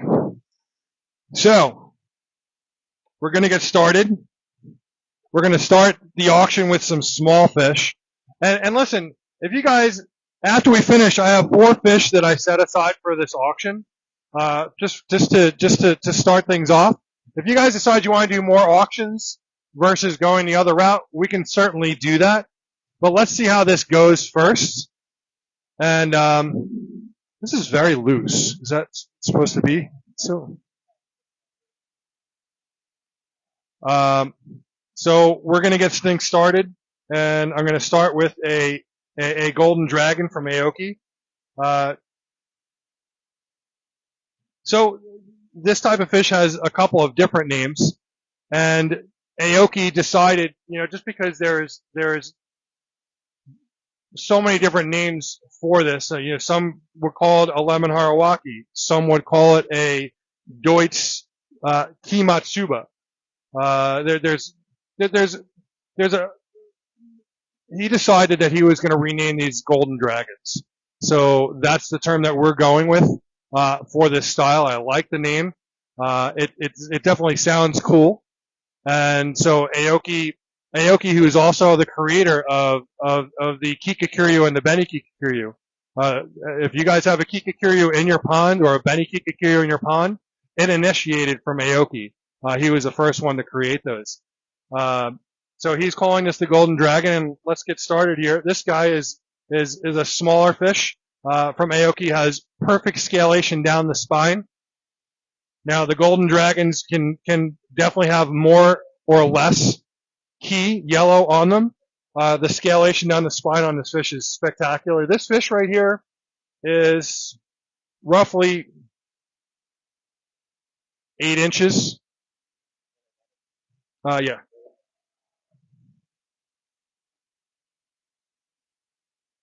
So normally this fish in the shop would start at $250. I will start the bidding at $150 on this golden dragon. Absolutely gorgeous, super white shiroji.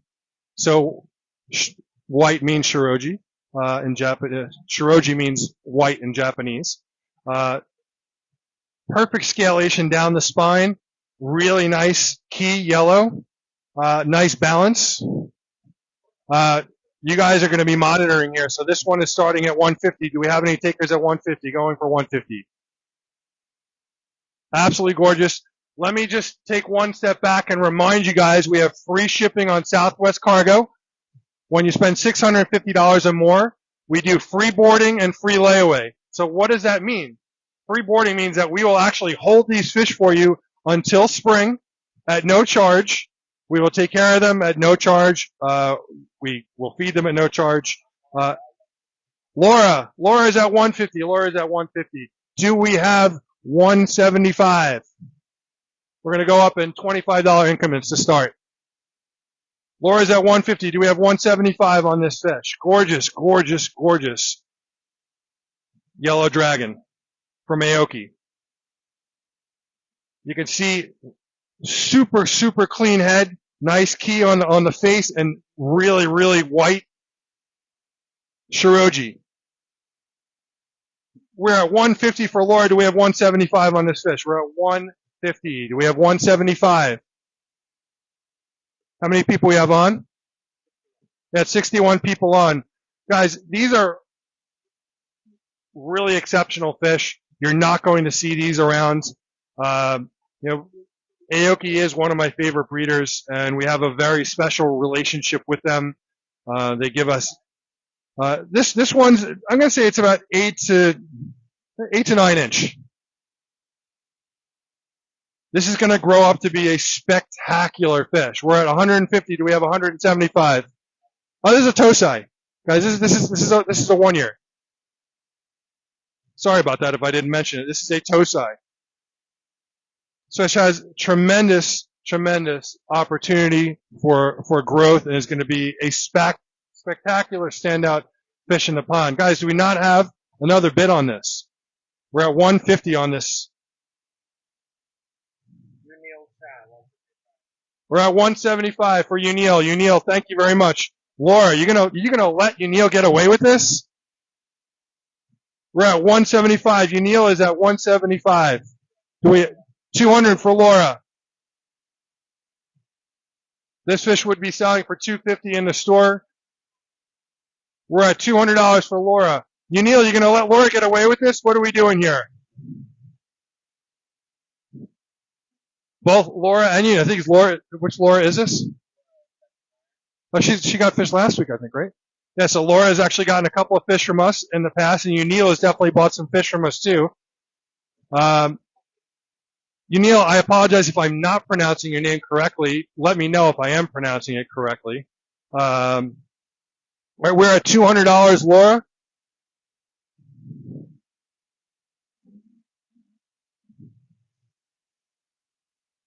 Do we have any other bidders? Do we have any other bidders at 225? We're looking for 225 right now. Any other takers at 225?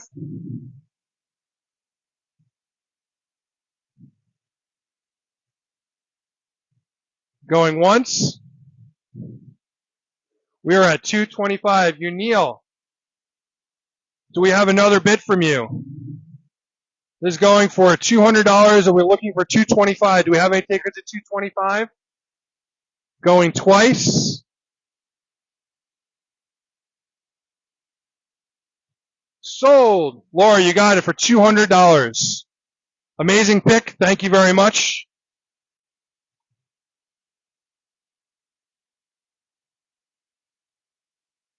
Excellent pick.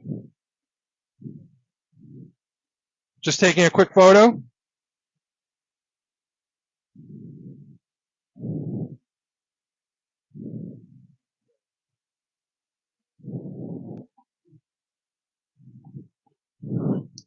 Okay, next we are going for, not you just yet.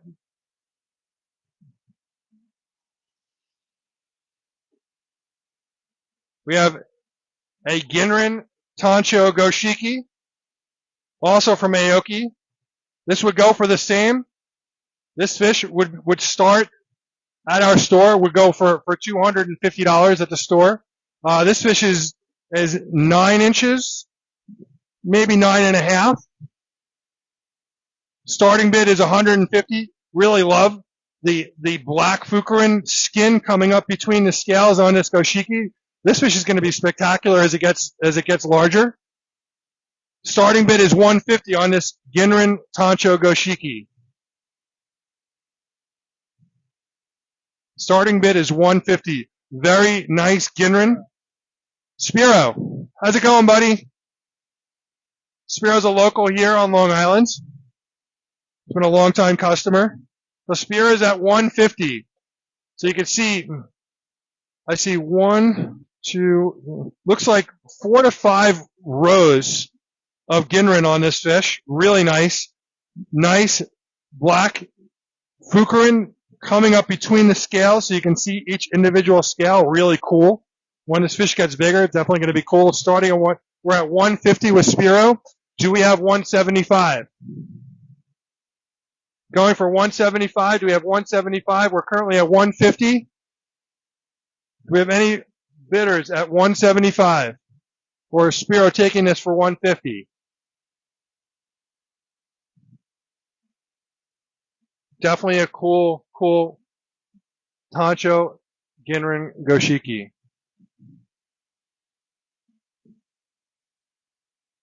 Any takers at 175? Do we have any takers at 175? We're currently at 150 with Spiro.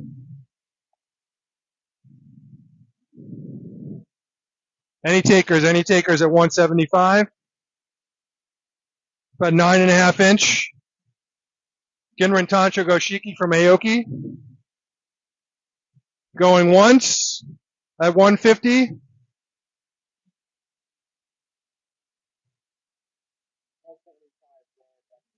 Laura's at 175. Thank you, Laura. Spiro, you are just dethroned. We're at 175 with Laura. Do we have 200? We're looking for 200. We're at 175. Laura's at 175. Spiro.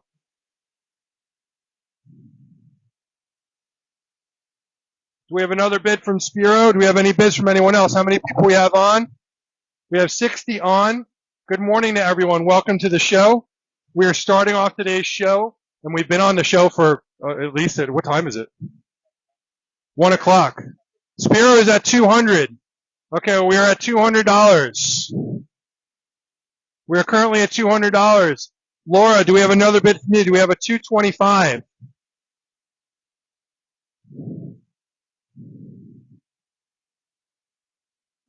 We are currently at $200. Do we have 225? Going once at $200. Do we have 225? Looking for 225. Who's this? Laura's bid at 200? Or Spiro? Spiro's at 200. Spiro's at $200. Do we have? This is about 9 to 9.5 inch from Aoki. It's Tosai. So 1 year. Do we have 225 going twice? We're currently at $200.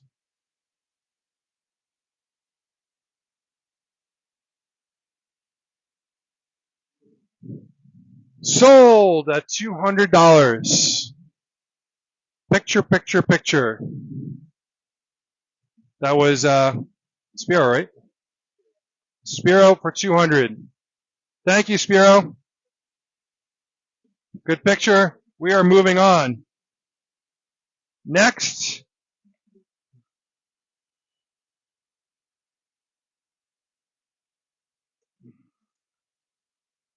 Okay.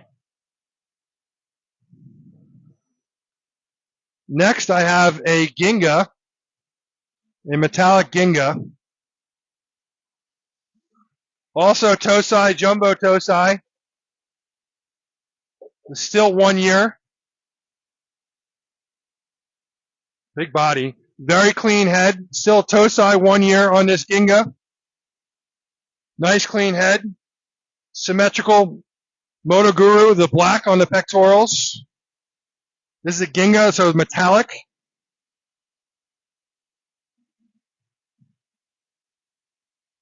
Okay, this fish would sell in the store for $350. Okay, this fish is definitely much bigger. This fish is around, I'm going to say 11 inch.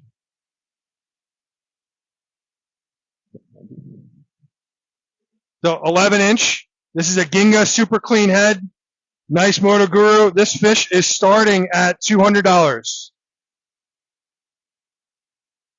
Starting bid on this Ginga is $200.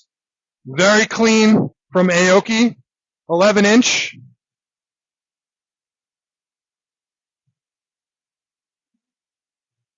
Love the face. Love the black around the eyes. Love the symmetrical Moto Guru.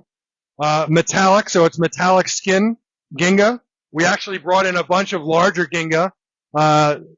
Looking forward to showing you guys as soon as we finish our quarantine. This is starting at $200. Do we have our first bid of $200 for this Ginga? Really cool fish. Super clean from Aoki. Also Tosai, Jumbo Tosai.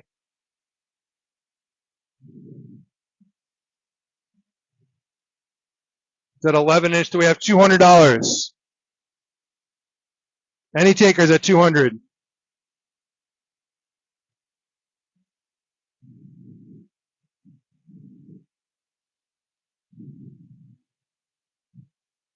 No takers at 200. Wow, no one's going to walk away with this gorgeous fish? Huh? I'll take it. I'll grow them out. I'll take them. We'll make it quick. We have no one jumping on this one. That's fine. All right, we will pull them out unless we have a taker. Do we have any takers at 200 going once? Any takers at 200 going twice? All right, I'm going to pull them out. Well, do we have a taker?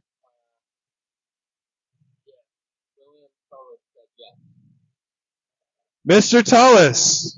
Yes. So William took $200. Really good pick, Bill. Thank you very much. William took for $200. So do we have anyone? We are doing, I forgot for a second that we're doing an auction. So William's at $200. Do we have anyone at 225? I forgot we were doing an auction. We're at 225. We're at $200 going for 225. I'm not an expert at these auctions, guys. This is something new for us. Do we have any takers at 225? William is at $200.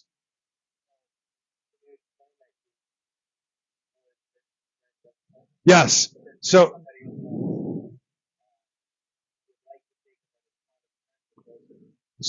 guys, all of you that are new to the show, or if you're on the show and you didn't know this, okay, we do something very special. Okay, we do a couple of things that are very special. One is we do free shipping on Southwest Cargo if you spend $650 or more. We also do free boarding and free layaway. I understand that your ponds are closed. Everyone's ponds that are closed that are in a colder climate, their ponds are closed. Obviously, you can't add fish to the ponds. We will store the fish. Okay, the fish will go into a tank, and we will hold the fish free of charge until spring. We also do free layaway, so you can pay that fish off over time. So if you bought a fish for $100 and it was over 4 months, it'll be $25 a month.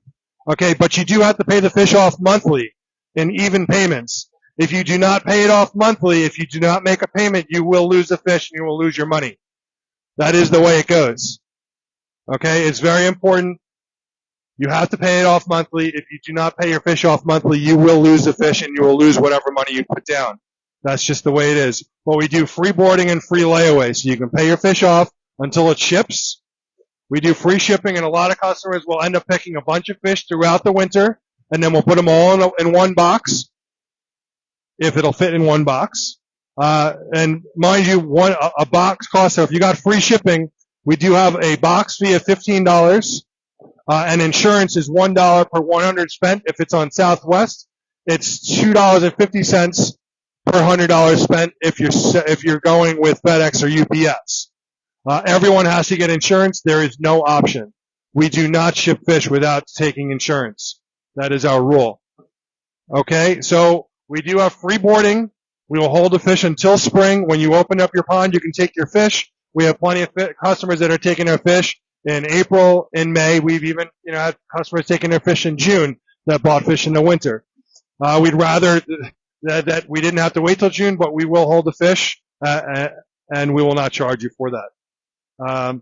So, moving forwards, William Tullis is at $200. Do we have $225 on this Ginga from Aoki?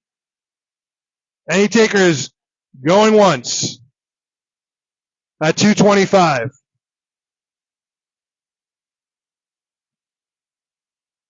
Any takers at $225 going twice? We are moving on. Sold at $200 to Mr. Tullis. Thank you, William. Much appreciated. Oh, you got it?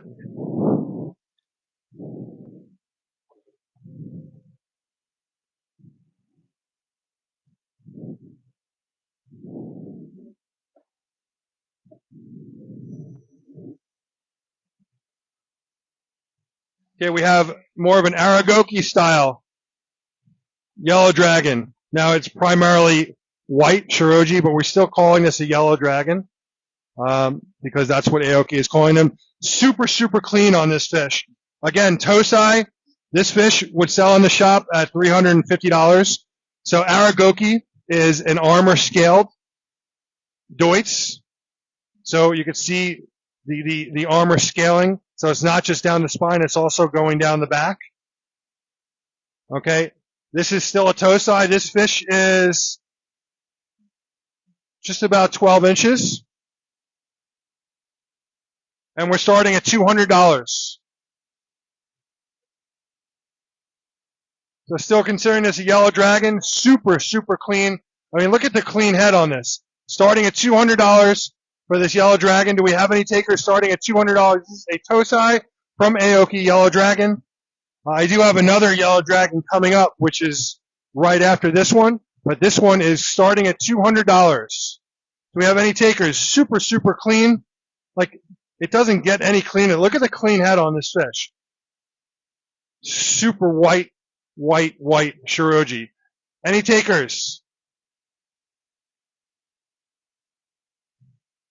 You know, some will call this a Kiki Kakiryu.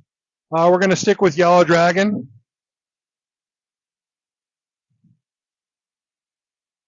Any takers at $200? We are at $200 with this fish. Do we have any takers? Guys, this fish would normally go for $350. Do we have our first Spiro? Spiro is at $200. Good pick, Spiro. Do we have anyone at $225? Any takers at $225?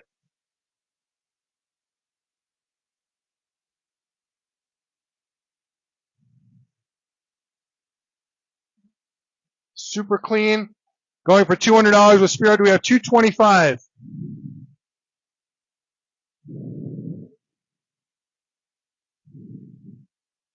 Any takers going once? Right now we're at 200. That is definitely a deal. If we were not doing the auction, this fish would not be at $200. We have any takers at $225? Going twice.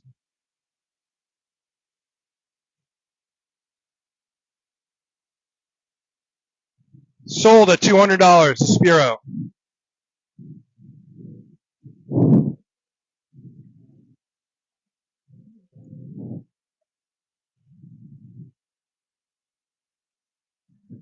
All right, this is the yellowest yellow dragon.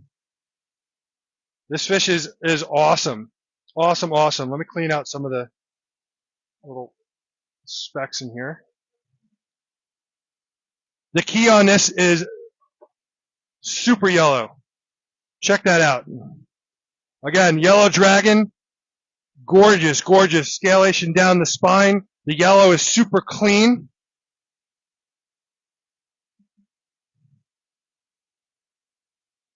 I love this fish. Size is still a toe size. Size about 11 and a half inches, 11 to 11 and a half inches. I'm starting the bidding higher on this one, guys. This one is starting at 300. This is the yellowest yellow. This is like, it's like electric yellow. It's like, he is the color of a bright yellow banana. The fish is absolutely gorgeous. It's starting at $300 for this yellow dragon from Aoki. Guys, like, you do not see fish like this. This fish is amazing. Do we have any takers at $300 for this fish?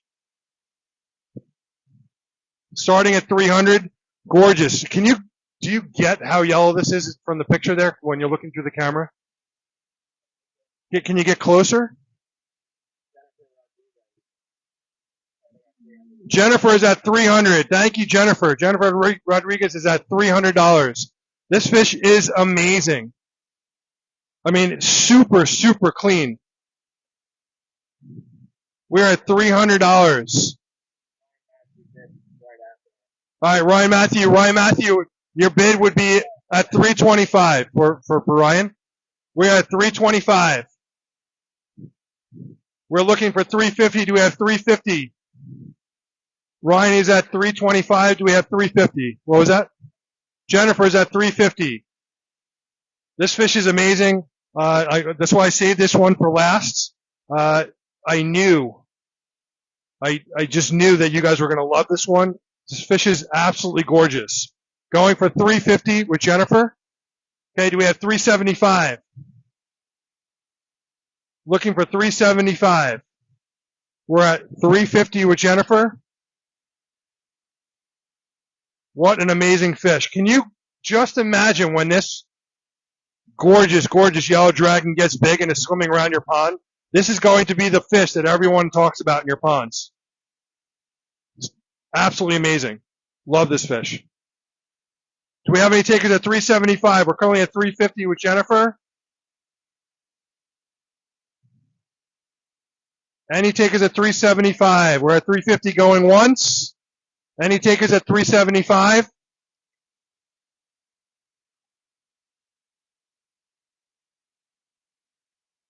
We're at 350 going twice.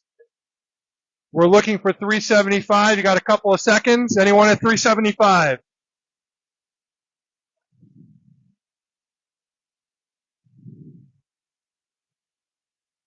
Sold at 350. Jennifer. Great pick, Jennifer. Thank you very much.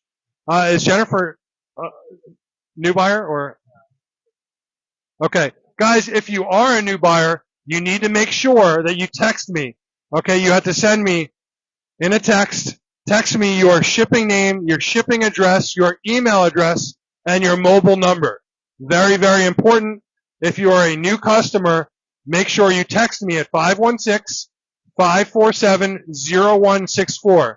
Again, 516-547-0164. I need your shipping name, your shipping address, your email address, and your mobile number. Okay, you got a picture? We're good? All right, we are moving on. The auctions are done, and now we're going to go back and resume our regular programming.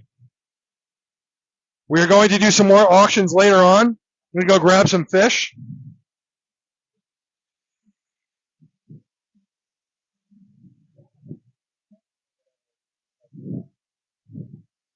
All right, we're going to start with the smaller ones.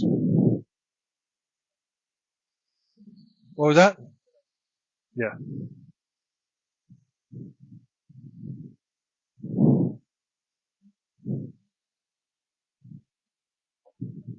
Here, put it on this one, so it's not spraying water in there, or turn the water off. Whatever. All right, we're going to start off with some smaller tosai.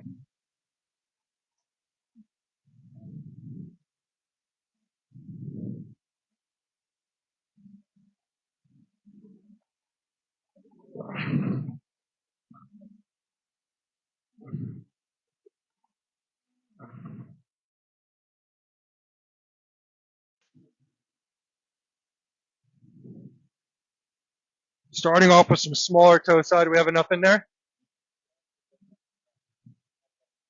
Question. Hi, Mark.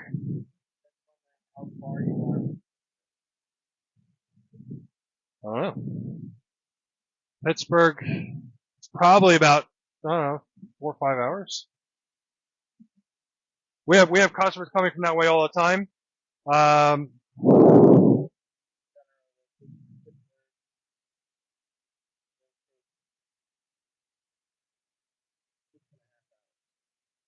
6.5 hours, 6.5 hour drive from central Pittsburgh. Okay.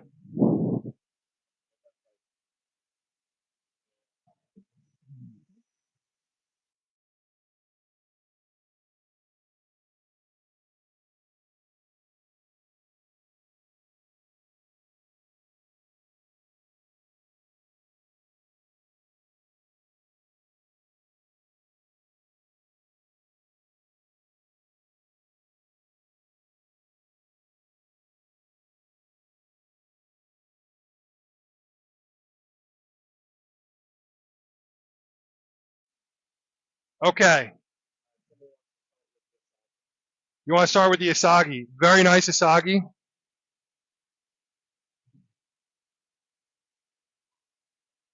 Very clean. Nice Benny. Does have a split fin. Guys, split fins grow back. It likely happened just either in the cage or just from pulling the fish out. but they do come back together over time. This fish is 12 inches going for $200. Do we have any takers at $200 for this Asagi from Maro Hero? Very nice. Nice Benny on the pectorals, which are typical in your Asagi. So you have Benny in Laura. All right, don't need to explain it.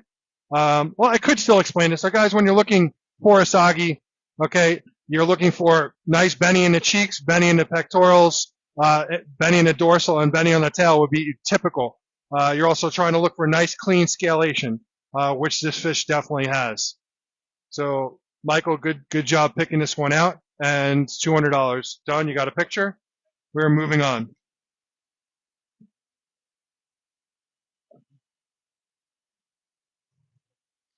All right, so we have some Budo Garomo in here. This one I'm not doing. Let's pull him out.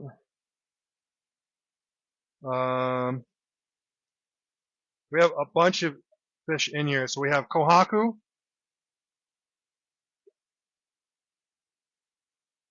We'll start with these Kohaku. So I have two Kohaku here. You know what I'm gonna do it just to make it easier. I'm gonna put two in here. These are both from Tanaka, I believe. Huh? What were you saying? No. I changed. I decided not to put them both in there because it's harder to tell between the two of them. So I went with a Showa. Is from Kase, and then we have a Kohaku from, I believe, is from Tanaka. Okay, so you're looking at between the Kohaku is a little bit larger. The Kohaku is probably about 11 inches. The Kase Showa is 10 inches. These guys are, yeah. We're gonna go $200 each. We're going $200 each on these. Normally these guys would be $250.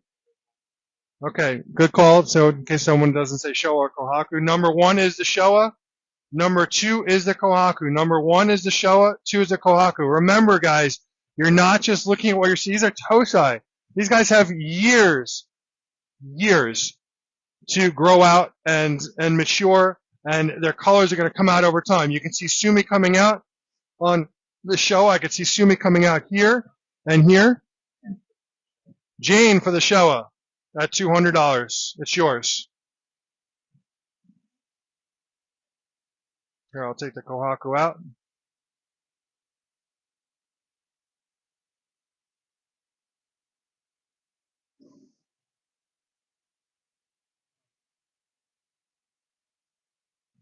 Good. Now, by the time you take this, you're going to see more Sumis coming out on this one, so it's probably going to change a bit by the time it goes. So this is the Kohaku I just had, and I'm going to grab another. I'm going to grab a Hiyutsuri. So Hiyutsuri, when they're very young, it's really interesting. It's very hard to tell between a Hiyutsuri and a Hiyutsuri when they're Tosai. Extremely hard. So this is what we were talking about with the breeders in Japan is they know who the parents are, and they have to separate them back then, knowing that there is a chance that it could be a ki or it could be a he, but just knowing who the parents were, they know which pond it was in. They're fairly confident it's going to be X fish. But when we have them here and they are in the same tank, you have Kiyutsuri and Hiyutsuri in the same tank. It is very difficult when they're Tosai to tell them apart. This is Hiyutsuri from Maro Hero. This is a Kohaku. This Kohaku is from Tanaka. So again, we're at $200 on these. Number one is the Hiyutsuri. Number two is the Kohaku. Do we have any takers on either one? Number one is the Hiyutsuri. Number two is the Kohaku. Number one or number two? Gabe, you gotta go. Number one or number two? Number one is the Hiyutsuri. Number two is the Kohaku. Any takers? In the Hiyutsuri or the Kohaku at $200?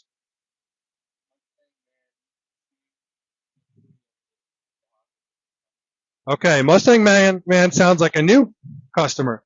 Mustang Man, thank you for joining us. I'm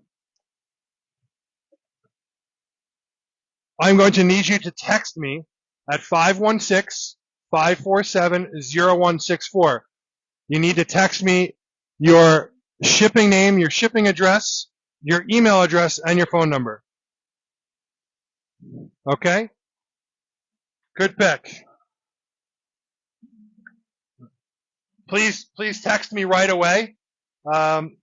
Really important that we get that text from you, and then we will send you an invoice.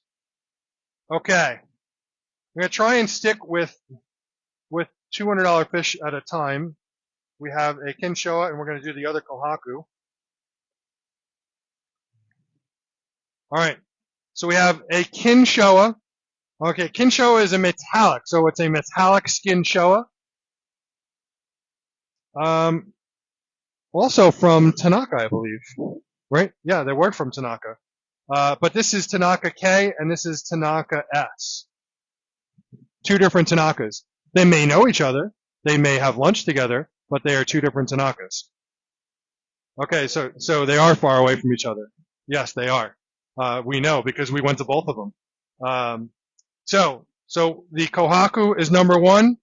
The Kinshoa is number 2. Both of them are around, the Kohaku is slightly larger at 11 inches. I'm going to say it's just about 10.5 inches on the Kinshoa.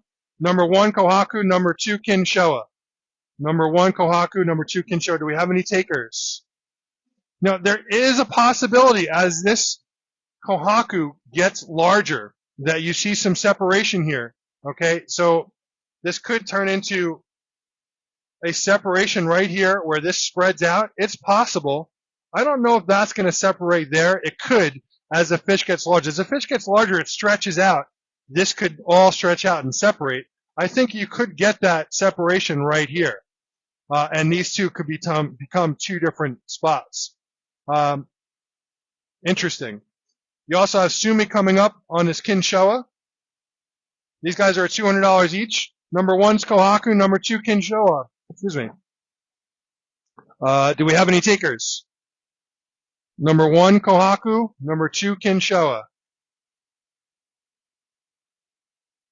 Jennifer will take the Kohaku. Excellent, Jennifer. Good pick. Very nice pick.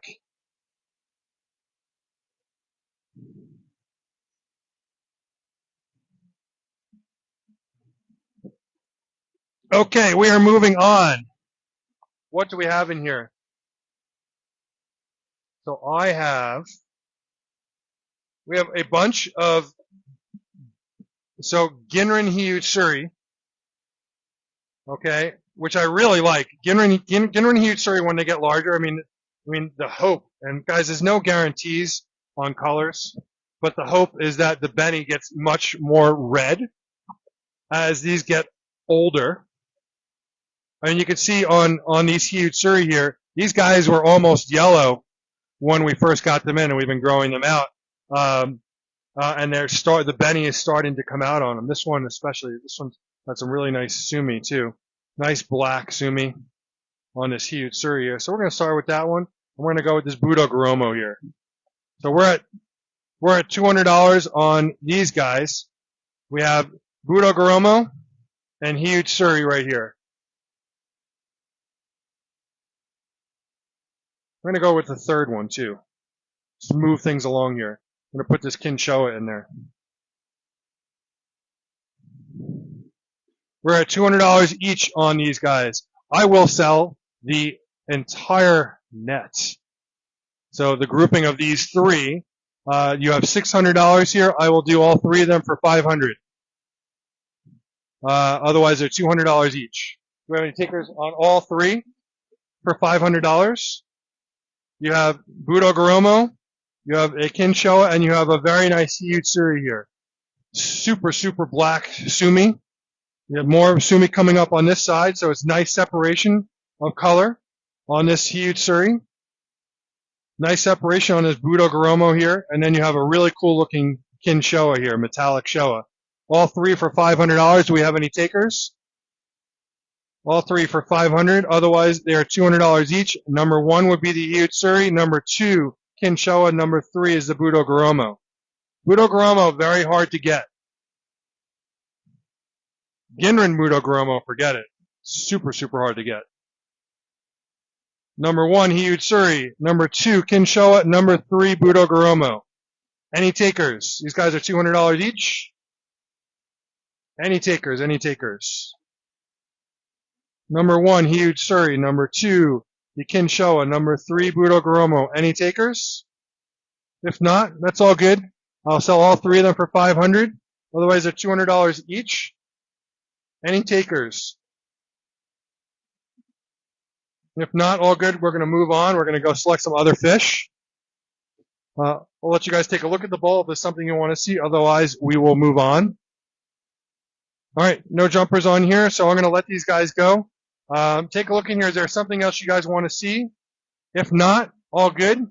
We're going to put these guys back. We're going to grab some other fish. The smaller, just so you guys know, the smaller Ginrin Hiyutsuri are going for $100 today.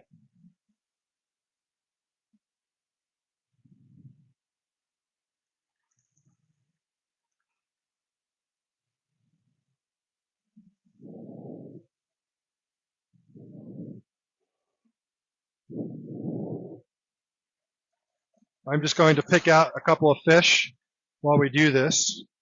There's definitely a unique.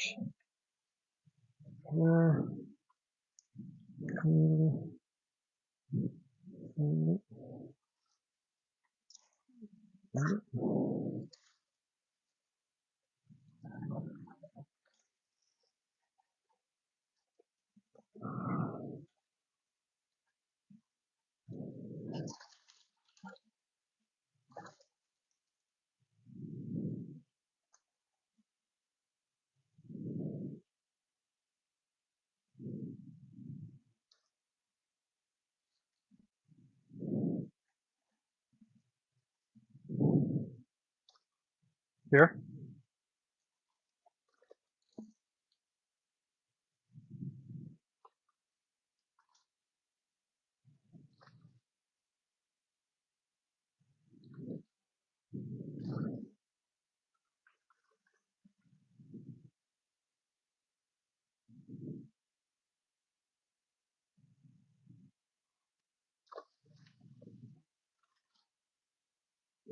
Okay.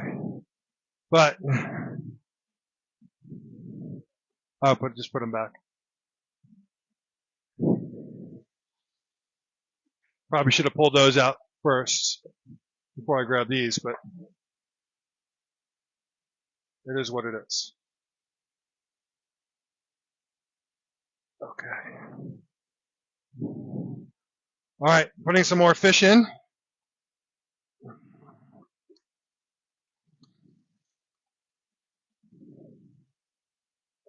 Oops, sorry, buddy. Okay. Should have taken the other ones out first, but I didn't. So I have a couple of nice Showa in here. These are bigger than what we had in there before. And just to make it easier,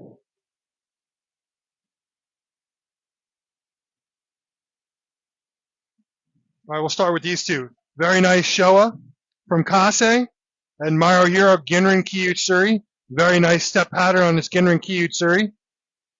Very nice Showa. The Showa is 12 inches. Ginrin Kiyutsuri is 10.5 to 11 inches. These guys are going for $250 each. Kase Showa. Really nice step pattern. Going for $250. What was that? Okay, number one is the Showa. Number two is the Ginrin Kiyutsuri.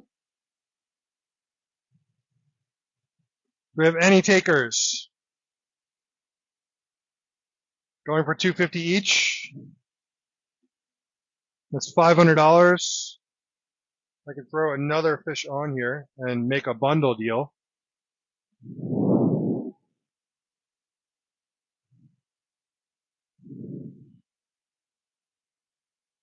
No, because that's not the same price as the other guy. So let's do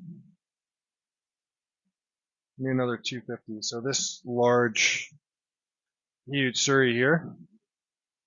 All right, so I'll do a bundle deal for all three of these. Huh? Yeah. So you were at $750 for all three of these, right? At $250 each, I'll go $600 for all three. Remember, you got free shipping at $650. I'll go $600 on all three of them. Otherwise, they're $250 each. Making a deal here. We have $600 on all three of these. Otherwise, number one is the Showa. Number two is the Ginrin Kiyutsuri. Number three is the Hiyutsuri. The Hiyutsuri is at least 12 inches hanging over the net. So all three of them for $600. That would be $200 each. Definitely a good deal. Any takers? That's $600 for all three of these guys.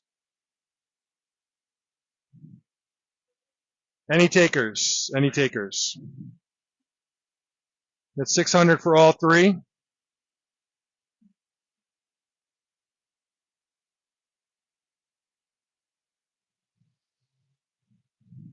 We have 57 on. Good morning to everyone that's just joining us. Welcome to the 103rd Coin Market Koi Marketplace. We appreciate you guys taking your Saturday morning and joining us. We have lots of cool things still to come.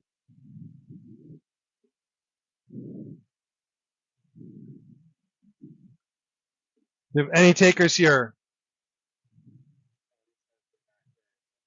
You guys aren't hearing me?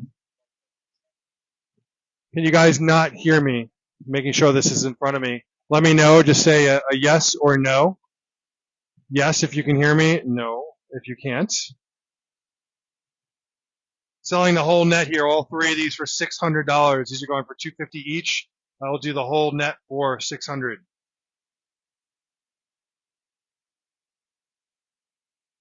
Remember, it's free shipping at $650 on Southwest Cargo. We have free boarding and free layaway. Any takers on all three of these for $600? Very nice Showa. Very nice step pattern on a Ginrin Kiyutsuri and a very nice Kiyutsuri. This is all hopefully going to get much more red. Any takers on all three of these? If not, okay, we'll move on. I'll let you guys take a look at this bowl. Let me know if you see anything in here. Otherwise, we'll move on to something else. Yes. Oh. Okay, so everyone can. Right, I got you. Okay, so before the question was, can you hear me, yes or no? It's really a one or a two. Number one, if you can hear me. Number two, if you cannot. Next question is, because we have a bunch of yeses, we don't have someone saying yes to the bowl. So do we have any takers on this net? $600 for all three of these. We're gonna move on in a couple of seconds if we don't have any takers. It's a very good deal, $600 for all three. At $200 each. Do we have any takers?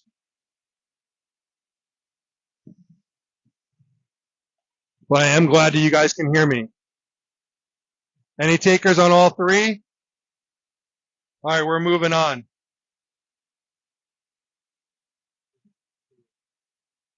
All right, Shusui. I have two Shusui here.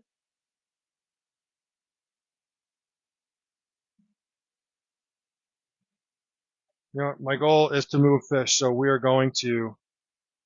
Where is the other Shusui? I have a Shoan Shiki in here. There's a Shusui. I have two Shusui here. You know, for today, normally these will be $250. I'm going to go $200 each on these, guys. $200 each. Shusui 1, Shusui 2. $200 each. Shusui 1, Shusui 2. Shusui 1 has that one black scale right there.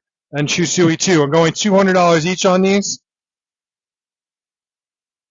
Do we have any takers? Shusui 1, Shusui 2. 1, 2.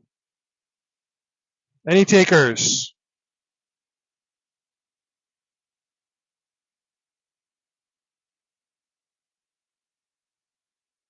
How are we doing there? We got to get some air in here. Yeah, we're just going to move it in a second. After this net, we're going to just move them back. Number 2. So this one's number 2 right here, Laura. Just making sure. Okay, good pick, Laura.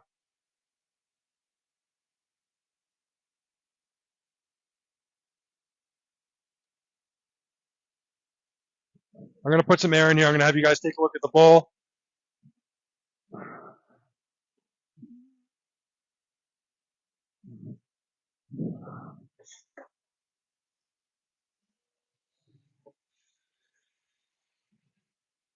Guys, 200.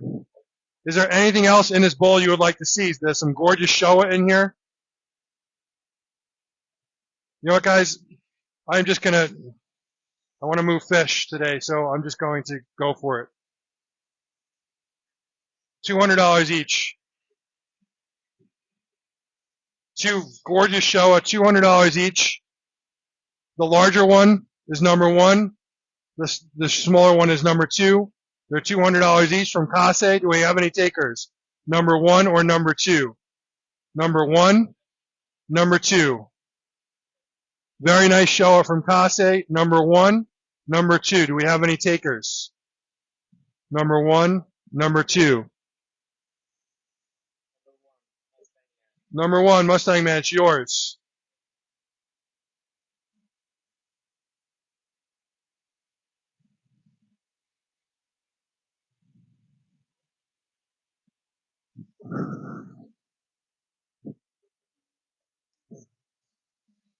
Okay.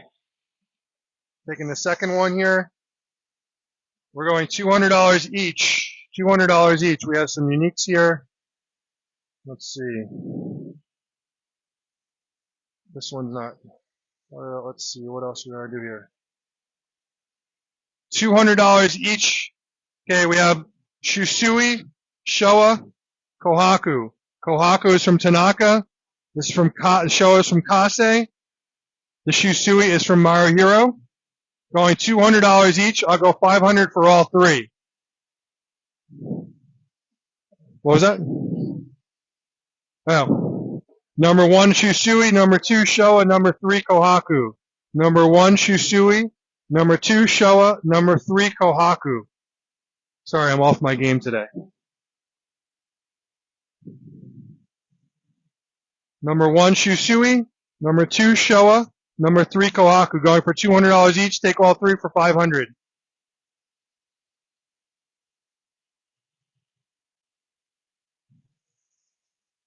Any takers, guys?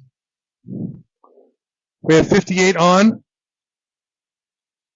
Number 1, Shusui. Number 2, Showa. Number 3, Kohaku. These guys are a good 11 inches on the Kohaku and the Shusui. The Showa is 10. All 3 for $500. Definitely a great deal. We have any takers? All 3 for $500. It's a nice group deal for $500. Some very nice fish. Kase is one of my favorite Showa breeders. Tanaka does some amazing Kohaku. And Maruhiro, of course, is Maruhiro. They're one of the top breeders in the world. Very nice Shusui. Spiro's going to take all 3 for $500. All right, Spiro, they're yours.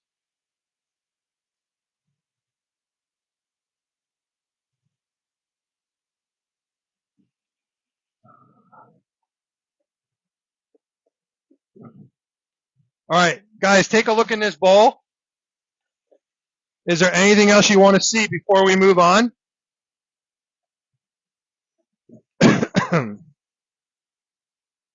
Anything else in here you guys want to see before we move on? I have one Shoshiki, and this is, guys, this is a special fish from Tanaka. It's a new breed.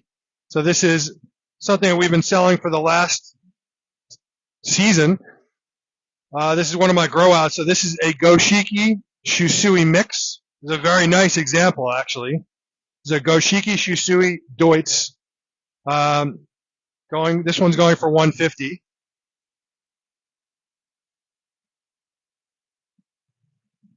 There's also a really unique Deutz Harawaki, super clean head, also going for crazy deal for 150, but I'll go 150. 150 each on these. I can make another grouping. What else should we put on here? I had a unique Kinshoa. Let's see, where is he? This Tancho Kinshoa here. Yes.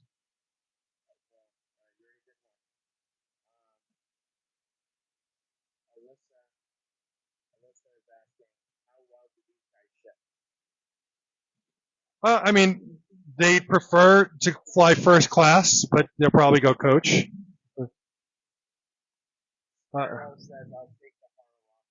Okay, Harawaki at 150. It's yours.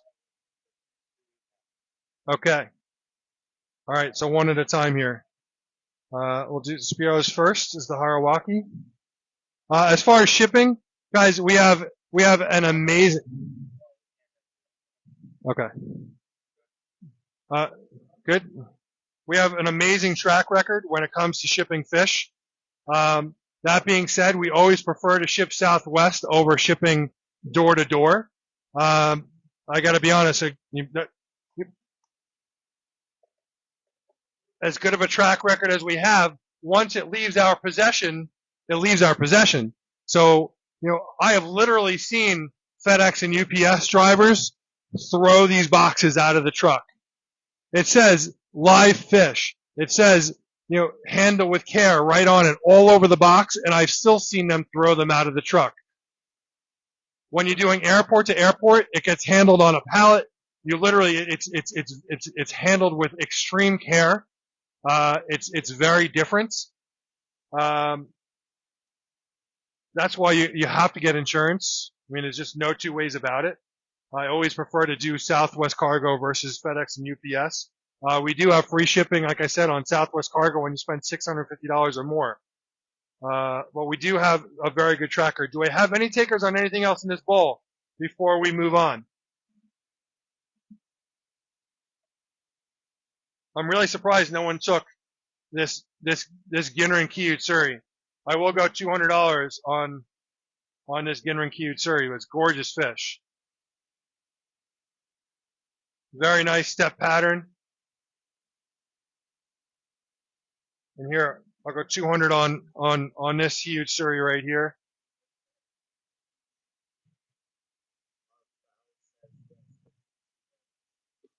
Give you 2 minutes. Give you 2 steps.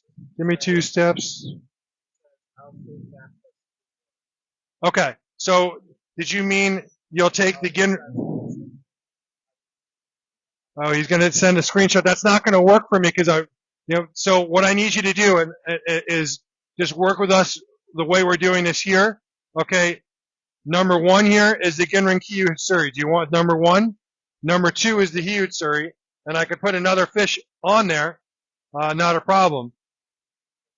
The other fish were sold. Question, go ahead.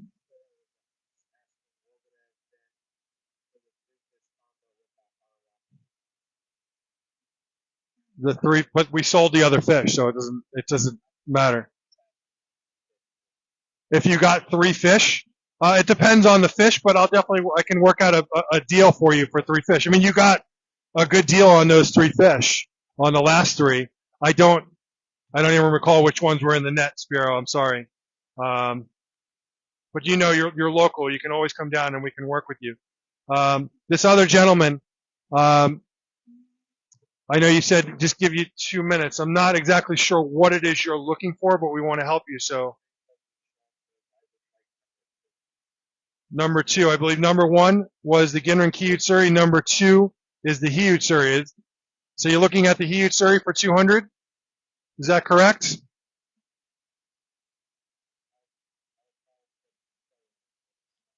Okay. All the Showa are, well, all right, I'll go back. I have some smaller Showa in here. I have some Kin Showa. Let's just go back to JW.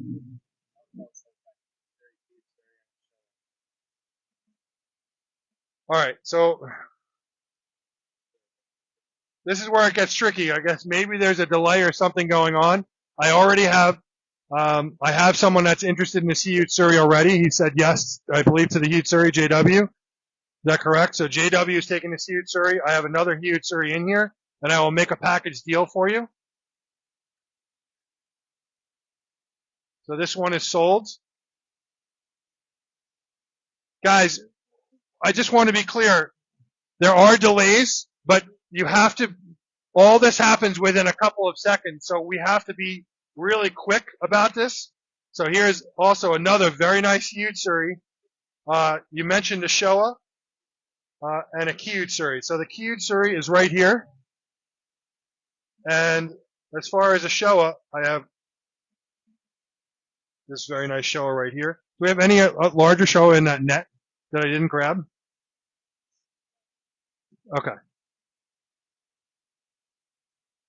Okay. So you're looking at still.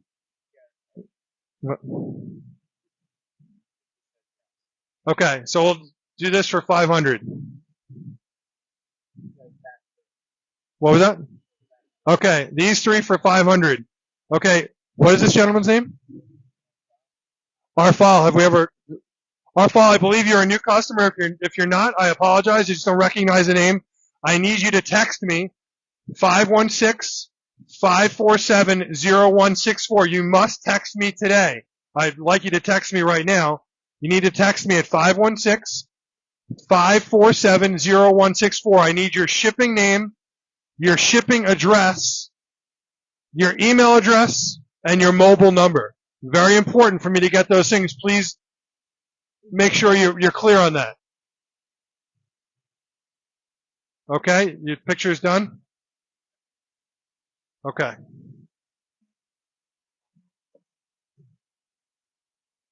All right.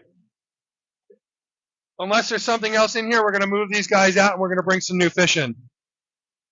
These guys are saying they want to go back, so we're going to put them back. Audio is lacking. Lagging. Audio may be lagging. I don't know. Let's move these guys. If there's any other fish that are you see that didn't sell on the show, we will honor.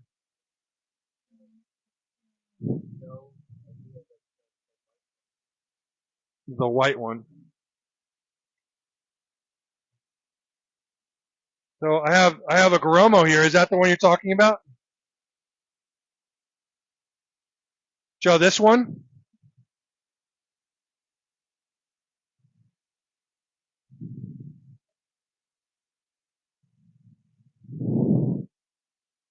So we have a Budo Goromo. These guys are 150 each. So we'll do them for 150. You got a Budo Goromo, and you have a Tancho Kinshoa. Okay, Budo Goromo for 150. Cool fish.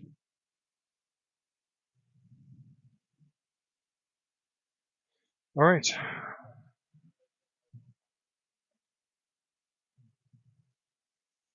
That was the one, right? Okay. Is there anything else in here, guys? Otherwise, we're going to move on. We have lots more fish to do today.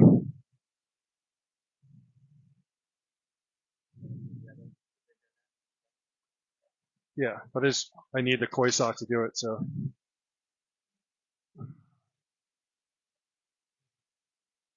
Unless you want to still go into the Aoki cage, I don't know.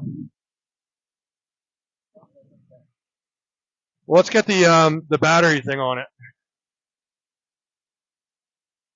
I'm fine to keep going because Huh?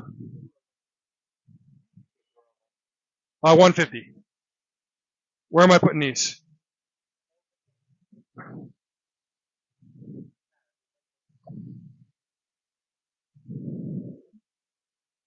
Let's see what we got here.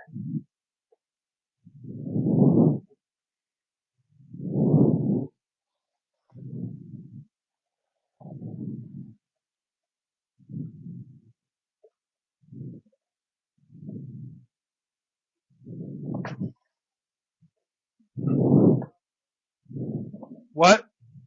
Missed one?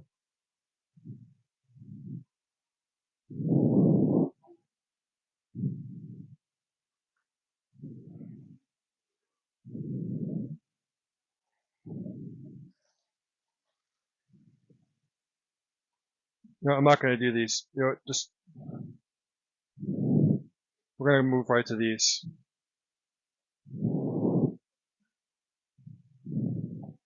There's something I haven't shown you guys, and Michael, I'm going to ask you to bring up that picture.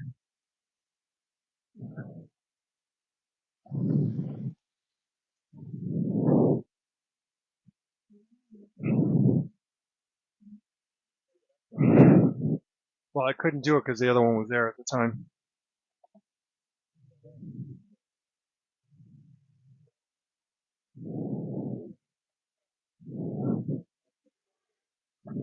All right.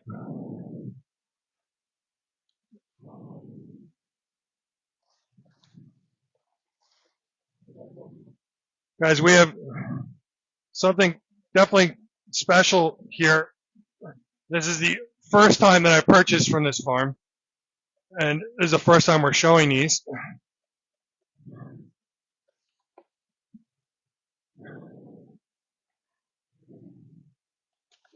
These are Kujaku from Isa. Just give me a second here.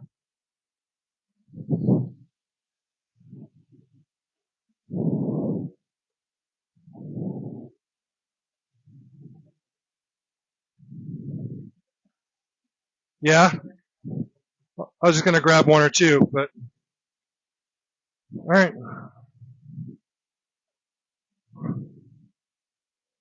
All right. So you guys are familiar with Isa. This is the first time that Isa has ever done Kujaku. Okay. These are, it's a little hard to believe. These guys came in when, Michael?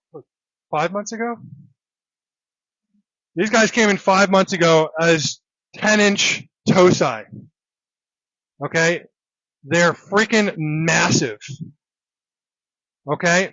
I don't remember what the price was on these. All right. Now, what I want to explain with Kujaku, guys, and obviously there's no promises here, but right now, as Kujaku, they're more on the yellow key side, but the hope is that that the Benny will get much more red. Now, I just want to show you an example here. Take a look at this picture Michael's going to put in front. This is the same fish. Okay, you can see how yellow this Kujaku is. Okay, now obviously I'm sure there is some color food at play here, which you should definitely be giving color food on a fish that requires color food. So this is the exact same fish, okay, as a Tosai and likely a Nisai or larger or older. Okay, these are the first Kujaku that Isa has done. They definitely grow a big fish. These guys are huge. When I say huge, and I'm just looking to move them. So we can check for you. But the crazy thing is, they're all exactly the same age.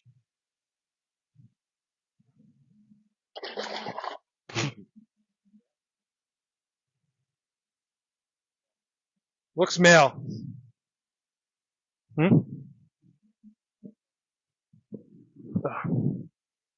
Definitely looks male.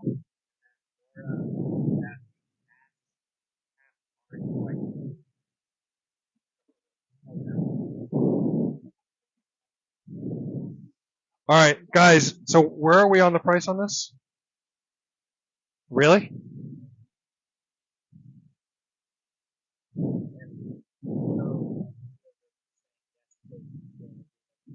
Okay.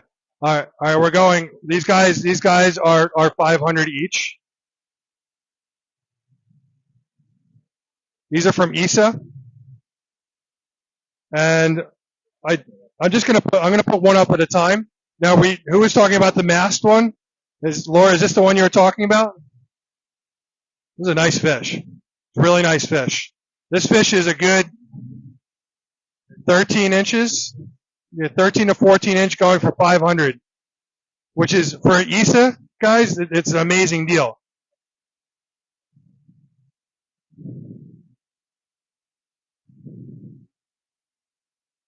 I would like to sell all these today.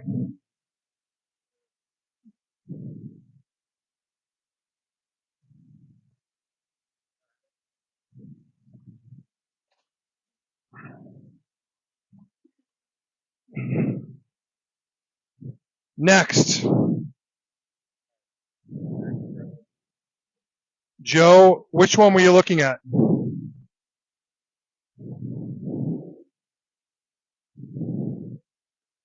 These are going for 500 each from ISA, one of the most well-known breeders in Japan next to Dainichi.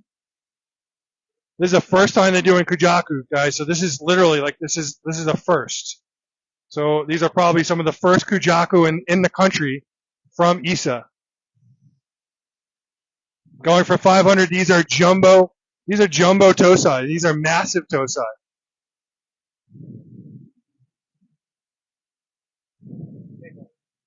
The big one, done. Big kahuna, $500.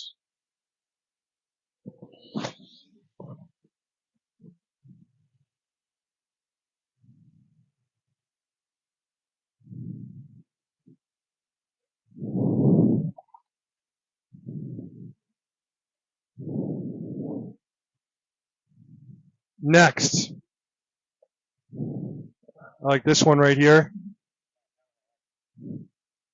Super clean head.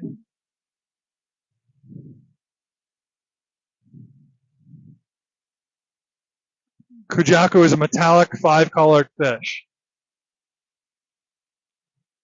Going for 500. This one's about 13 inches. Any takers? Very nice fish. It's from ISA. These guys are going to be massive fish. Massive. These are tosai going on Nisai. They're jumbo tosai.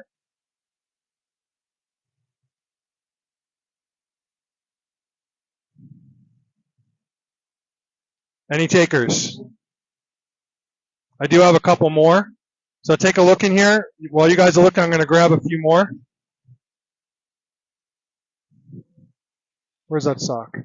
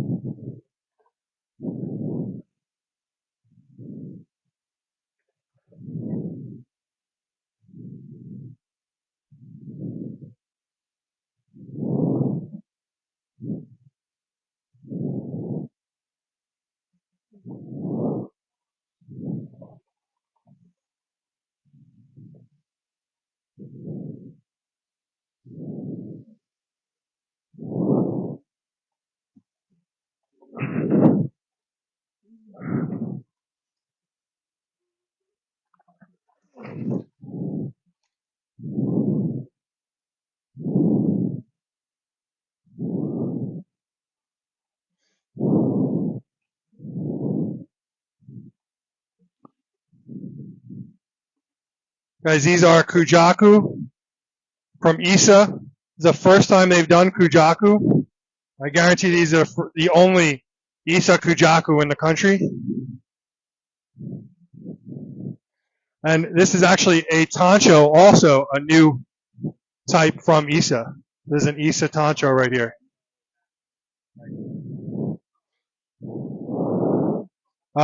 Same price, 500.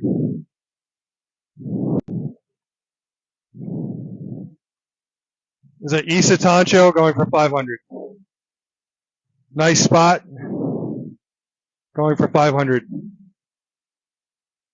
Guys, all these fish in this bowl are going for 500 each. You want to take these, grow them out for a year. They will be massive.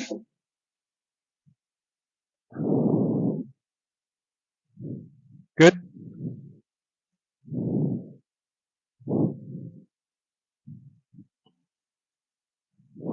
Some very nice Kujaku.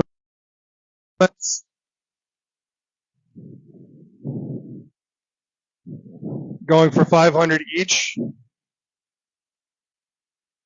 One of the nicer ones is actually one of the smallest ones here. This one's pretty nice too. Going for 500. Look at this Kujaku. If this turns red, like I hope it will, it'll just be amazing. Check out the face. Look at the face on that with the black nostrils. Gorgeous. Guys, this fish is huge. Going for $500. The metallic 5-colored fish.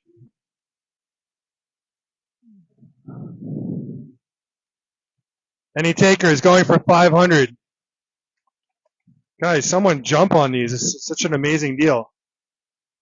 For $500. Any other breeder or dealer in the country would be selling these for well over $1,000 each. How many people we have on? We have 50 on. Do we have any other takers?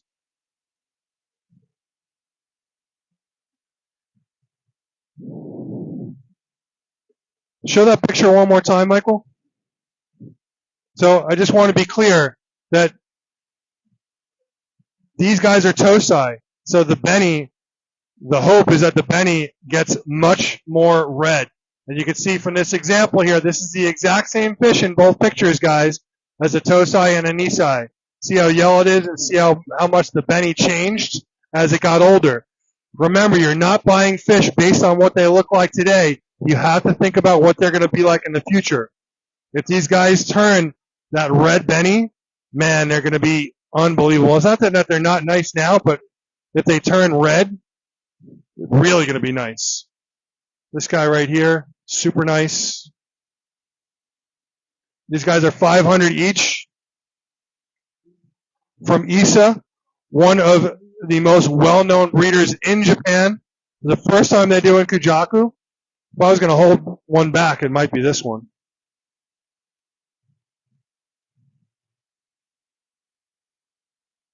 Any takers? Otherwise, we're going to move on.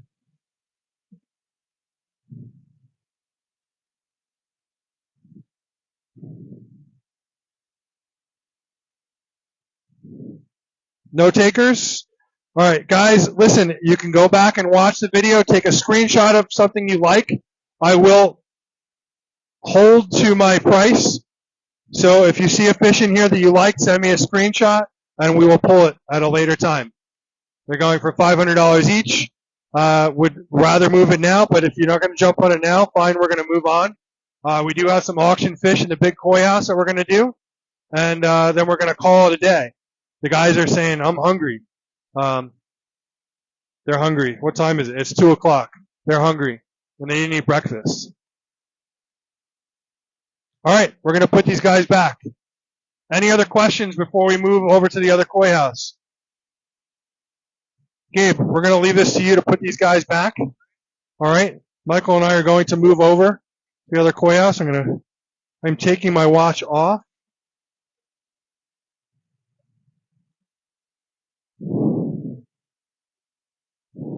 And we are going to head on over to the other koi house.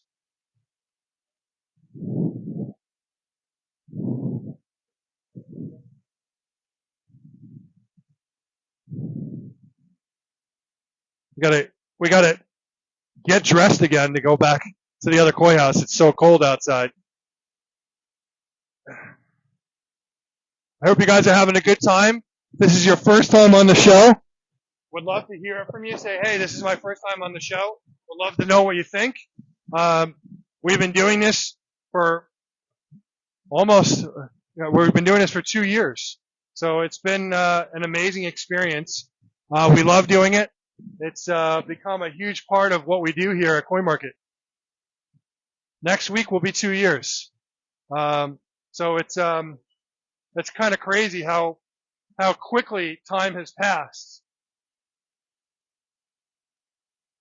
We actually came up with doing this show. It was in the winter, and we were like, what can we do here to get all of our friends, you know, who are jonesing for fish, or jonesing to see fish, jonesing to talk about fish, to, you know, still keep the hobby in mind in the winter, because you know what?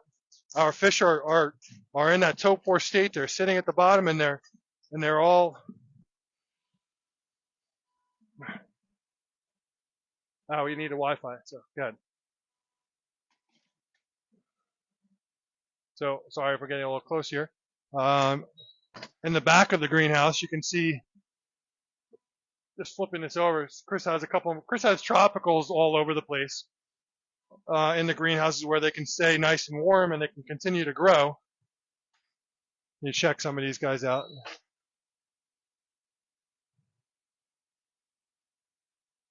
There's got more over there, and we got more over here. If anyone is in need of Baki media, got plenty of Baki media.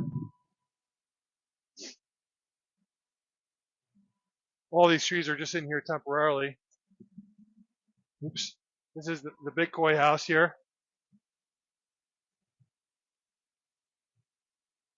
So we have some fish put aside specifically for this event. We need 2 bowls. So just give us a second here. They look tiny when you put them in that big one. I was going to stack one on the other, or, yeah.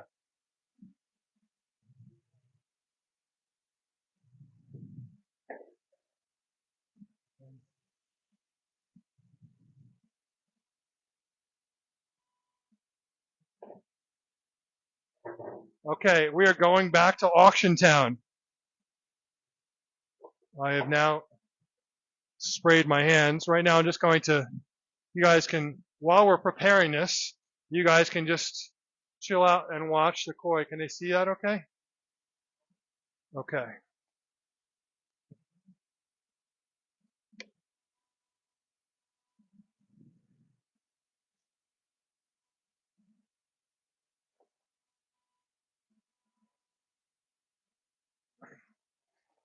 Gonna have some fun with auctions on some bigger fish.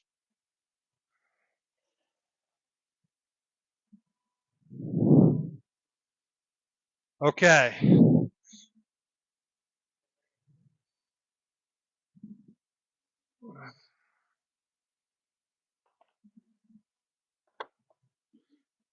I love these cages. These cages are just awesome. Definitely one of the best buys we did this year. We'll start with the Ochiba. I don't know what the number was on it though. Yeah, let me know.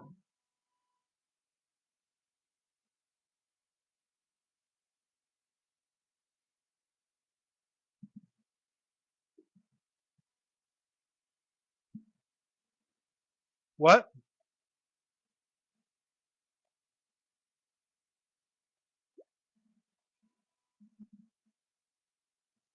It's a very, very unique fish here, guys.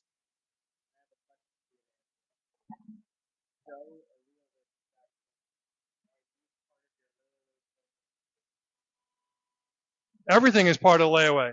So every fish so for everyone that's watching the show, every single fish, whether it's fish that you win in the auction or it's a non-auction fish, everything is part of the layaway and boarding. So not an issue for you to pay the fish off. Guys, we do this for everyone. I don't mind doing it as long as you're paying on a monthly basis. If you guys miss a payment, you lose out on the fish. That's just how the deal goes.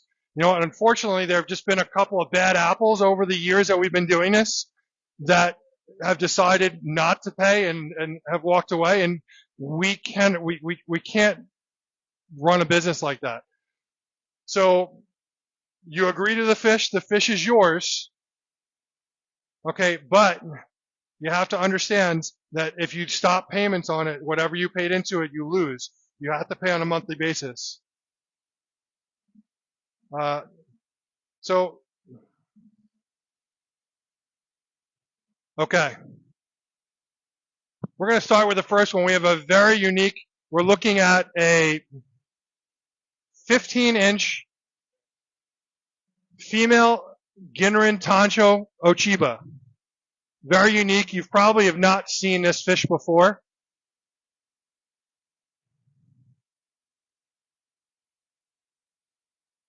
Very unique pattern on the body. Really amazing Ginrin on this fish. And Michael's going to show you in 2 seconds. I'm going to grab the umbrella. Where is the umbrella? We had the umbrella in here.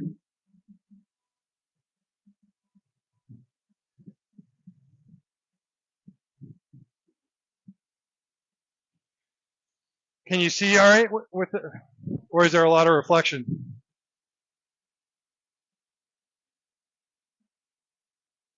Michael's just typing a message. You can see pretty good. All right. It might be in the store. So you're looking at a female Tancho Ginrin Ochiba. Talking about rare. This is a super, super rare fish. All right. And we'll definitely go for some good dollars. You don't see this very often. I am going to start the bidding on this fish at $700. What an amazing fish. You're looking at 15-inch female. I'm trying to remember the breeder was it Kano? Kaneko. I can't remember. It was Kano. This is a female Ginrin Tancho Ochiba. Starting bid $700. What a unique fish. What do you guys think of this fish? Give me some feedback. I see some wows. Guys, starting at $700. This fish could easily sell in the shop for a couple thousand. Starting at $700. The fukurin, the black in between the scales on this fish, it's just sick. I love this fish. This fish is so cool. And it is a female. You know, we don't ever guarantee gender, but we checked, and in our opinion, it is a female. Amazing fukurin in between the scales on this fish. This is a Ginrin Tancho Ochiba female. Starting bid is $800. Do we have our first bid on this fish? Oh, sorry, did I say seven? Sorry. It's starting at $700. Do we have our first bid on this? Guys, someone's got to jump on this fish. And not only jump on it, you guys should be fighting over this fish.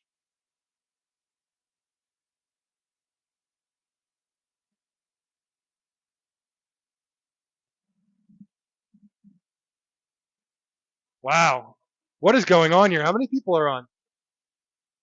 We have 56 people on.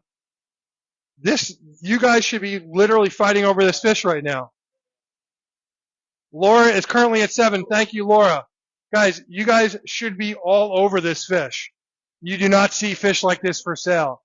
Okay, this is a Ginrin Tancho Ochiba, female, 15-inch. Laura is currently at $700. We're looking for $800. Do we have $800 on this fish?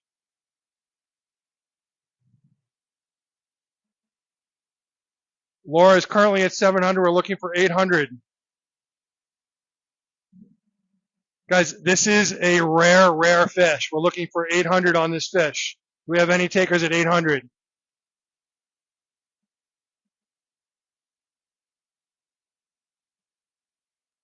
You were going to say something, Michael? Right now, no, this is not a set price, guys. This is an auction. We're doing auction for the remaining 4 fish. Right, we have 4.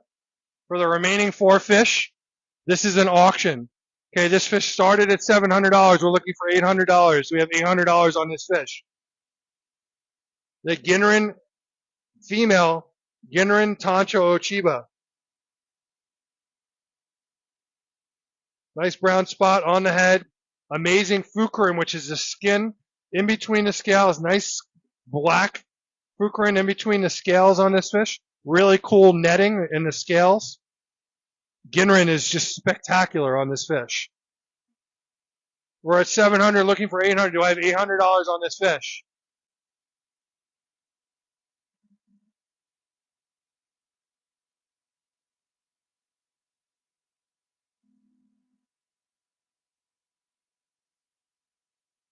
You know, we have our minimum on it.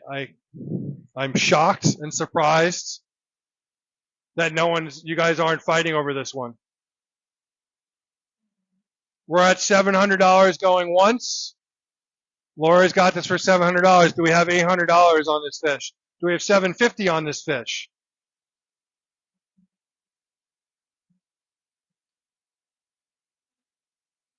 Very surprised you guys aren't jumping on this. We're at what? We have a comment? We're at 700. We're looking for 750. Do we have 750? We're at 700 going twice.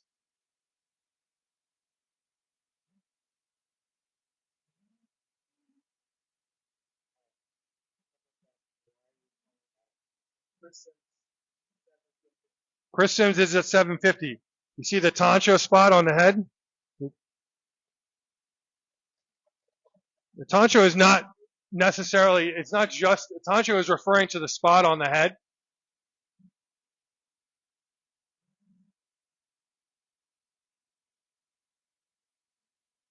I mean, this could really be considered, it has pattern on the back, could be considered a Marutin. Because it does have, you can see the black pattern on there. It could be considered a Marutin. We're at, Chris Sims is at 750. Do we have $800 on this fish? We're looking for 800. We're currently at 750 with Chris Sims. Laura, you gonna let him get away with that?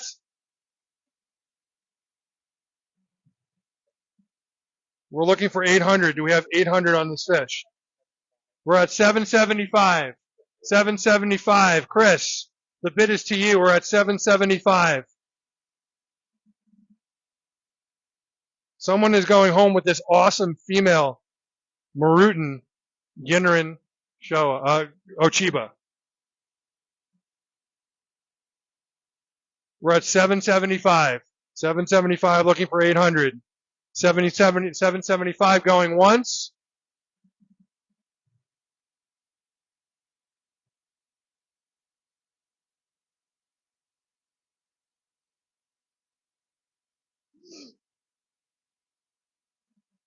$775 going twice. Wow, I cannot believe we didn't have a battle over this fish. Just shows like sometimes you just think something's going to go one direction and it just goes the other direction. That's okay. Sold at $775.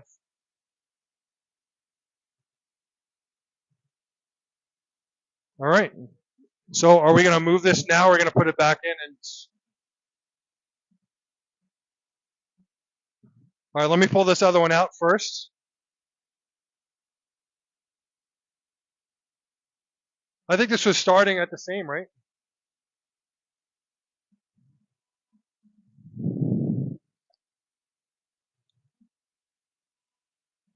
Starting a little bit higher on this one.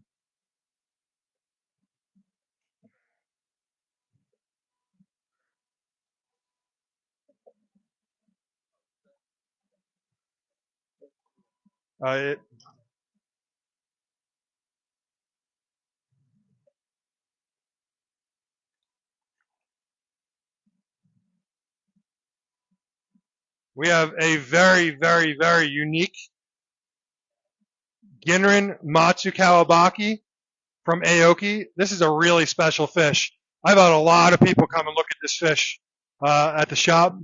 I know that Yusuf was really jonesing for this fish.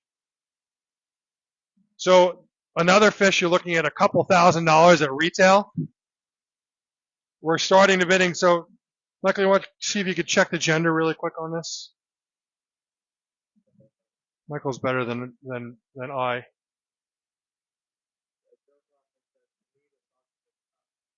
This is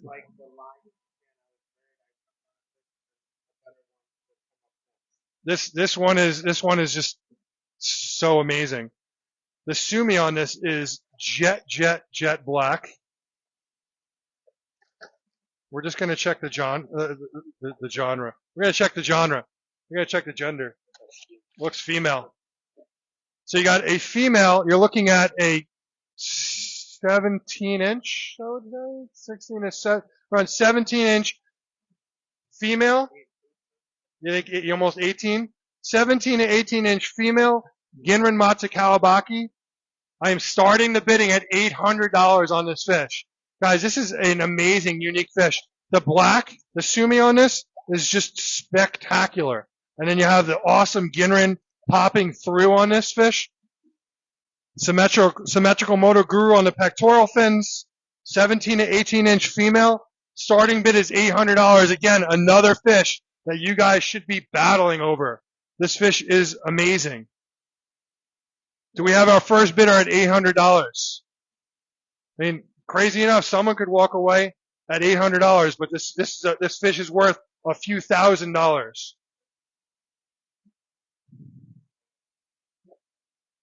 We're at $800. This is from Aoki, a female Ginrin Matsu Kawabaki. What a gorgeous fish.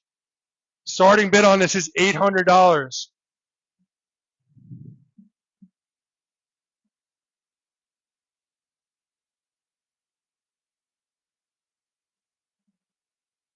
We have our first bidder. Joe? Joe Olivich is at $800 on this fish. Guys, this is an amazing fish. We need a battle here. What is that? The rap battle? So we need auction battles going on right now. You guys should be fighting over this fish. This fish is spectacular. The Ginrin, the black Ginrin scales on this, and it's hard to see because Gabe didn't bring an umbrella with him. So it's hard to really see what this looks like. Gabe, could you see if you could find the umbrella?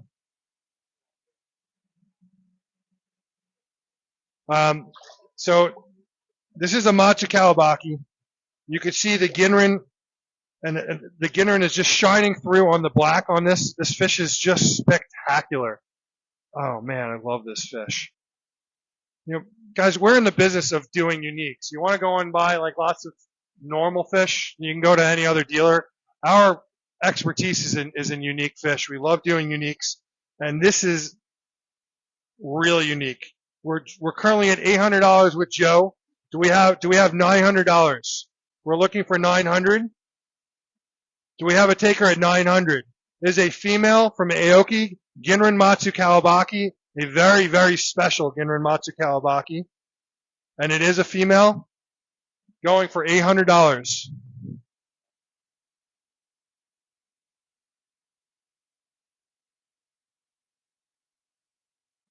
As normally this fish is in a tank that starts at $3,000. Okay, right now we're at $800. Is someone else going to jump on and challenge Joe on this fish? We're at $800. We're looking for $900. Do we have any takers on this? We're at $800. What an awesome fish. I love seeing that Shiroji just popping through. Such a cool fish. Any comments? Any feedback? What are people saying?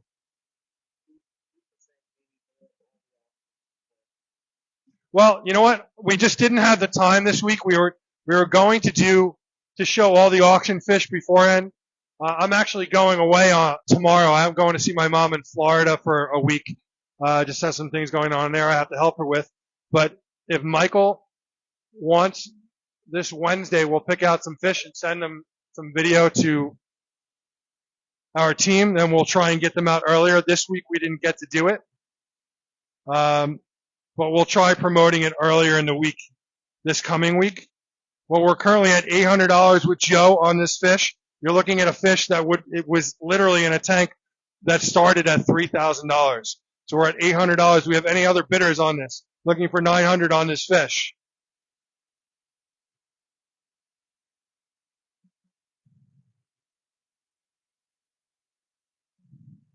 We have 800 going once.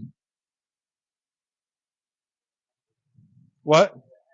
Yeah, we're at 800 going once. Looking for 900. But we're at, huh? We have an 850. Guys, you're going to let this one go. We're at 800. How about 850? We're looking for 850. Joe is sitting there like, no one bid, no one bid, no one bid. Joe, I definitely know where you're at on this. Do we have an 850 on this fish? All right, we're at 800 going twice. Do I hear 850?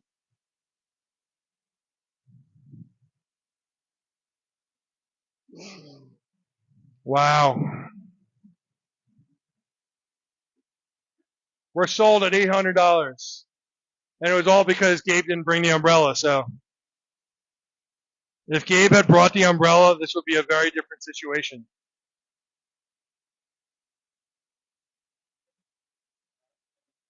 All right, we're sold at $800. Let's get a picture. Joe, congratulations. Amazing pick.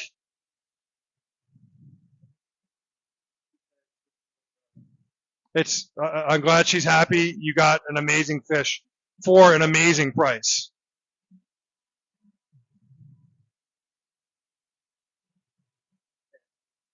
All right, we got two more fish.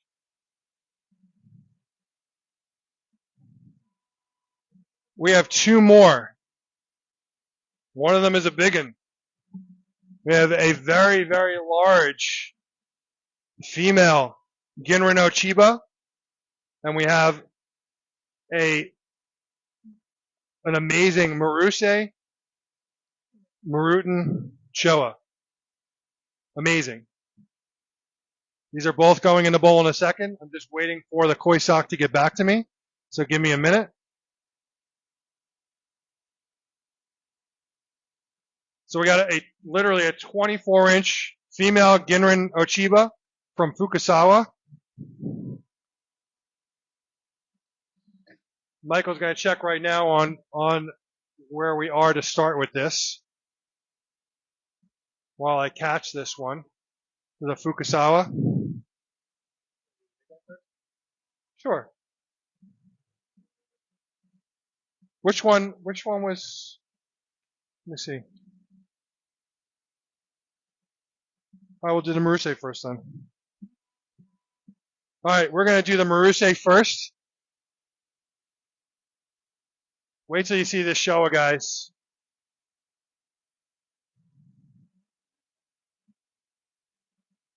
I hope that we see some bids on this.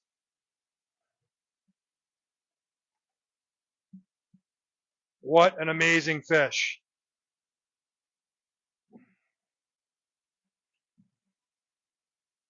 You guys like Showa? This fish is amazing. Size, you're looking at 20? Say 20 inches on this? Yeah, it's made 20 to 21 inch.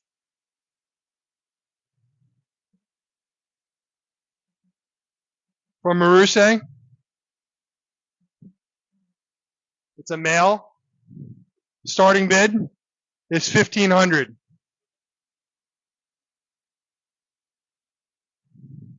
Again, this is a fish that retails $3,000, starting at $1,500. What do you guys think of this Showa? I want to hear from you. What a gorgeous fish.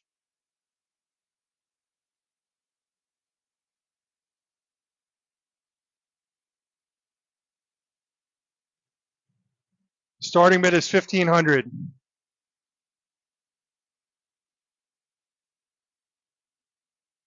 You guys should be all over this fish.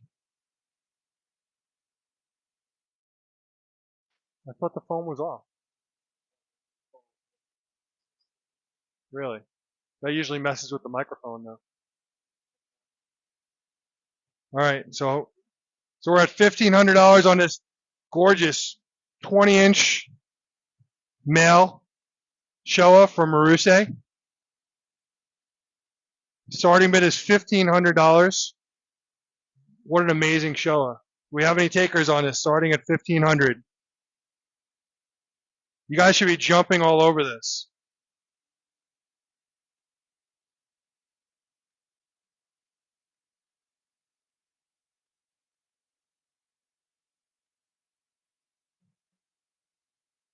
We have our first taker at 1,500. How many people are on? Is this thing on? We have 55 on. Gorgeous, gorgeous Showa from Maruse. Starting bid is 1,500.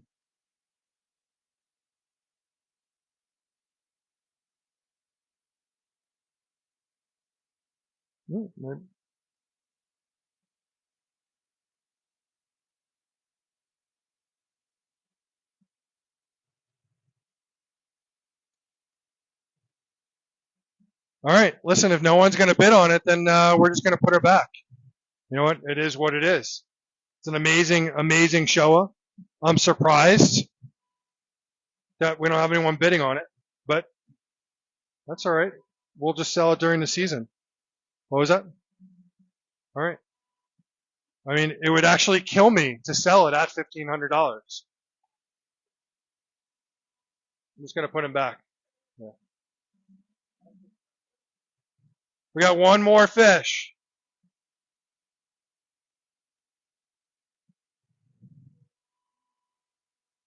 The last one of the day. The very, very large Ginrin Ochiba from Fukusawa.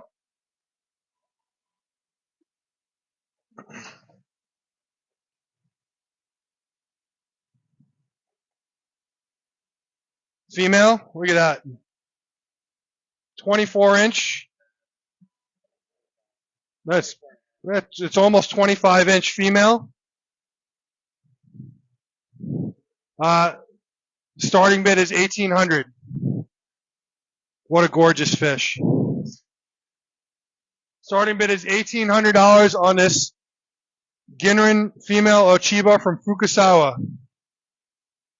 Guys, you don't see fish like this. It just doesn't. Huh? Okay. Oh, my reflection is in there? Do we have any takers? Starting bid is $1,800 on this fish. This is an amazing, amazing fish.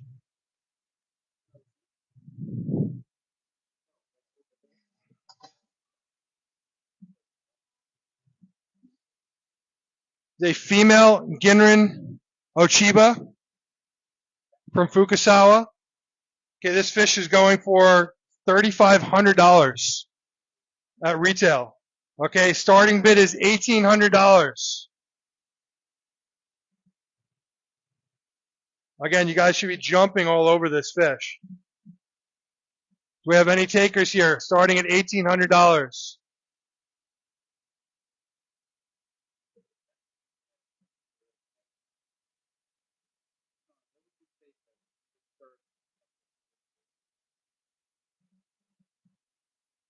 Is someone actually asking that? I don't know. It's probably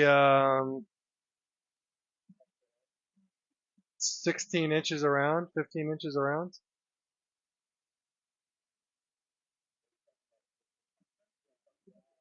Why are we having this conversation?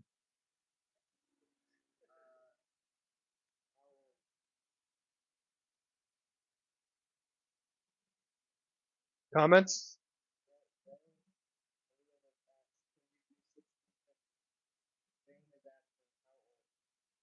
So this is a Sansai. Good question. No, this is now probably a Yansai. This is a 4-year-old. Starting bid was 1,800. Joe? You want to go 1,650? I can't do it. I can't do it. I gotta start at a certain amount.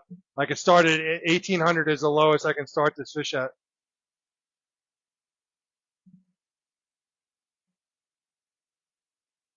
This is a Yansai 4-year-old female Ginrin Ochiba going on 25 inches.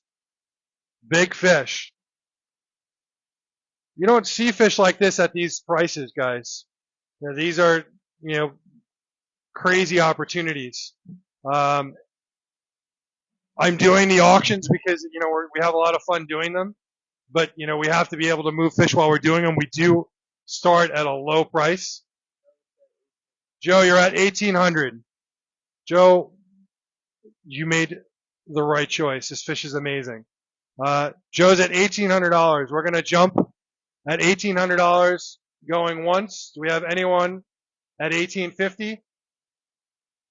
We're at $1,800 with Joe. We have anyone at $1,850? We're at $1,800 going twice.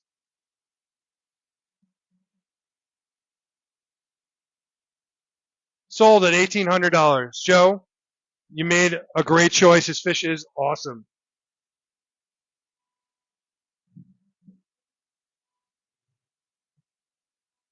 Just taking a picture.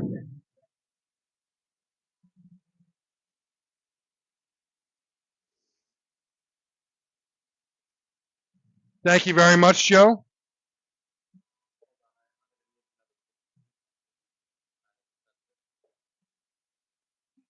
Big female. She's huge. You know what? She really, in the last year, put a lot of size on, of girth on.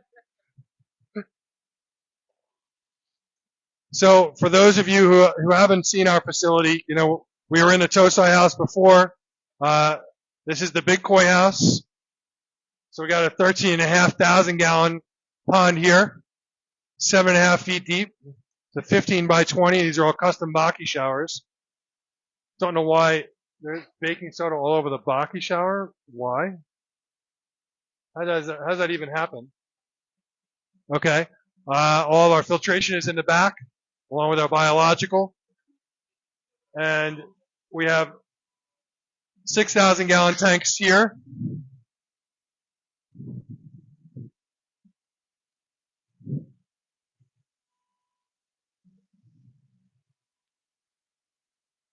But I think for today it's 2:30. I think we had a really good show. You want to take the camera?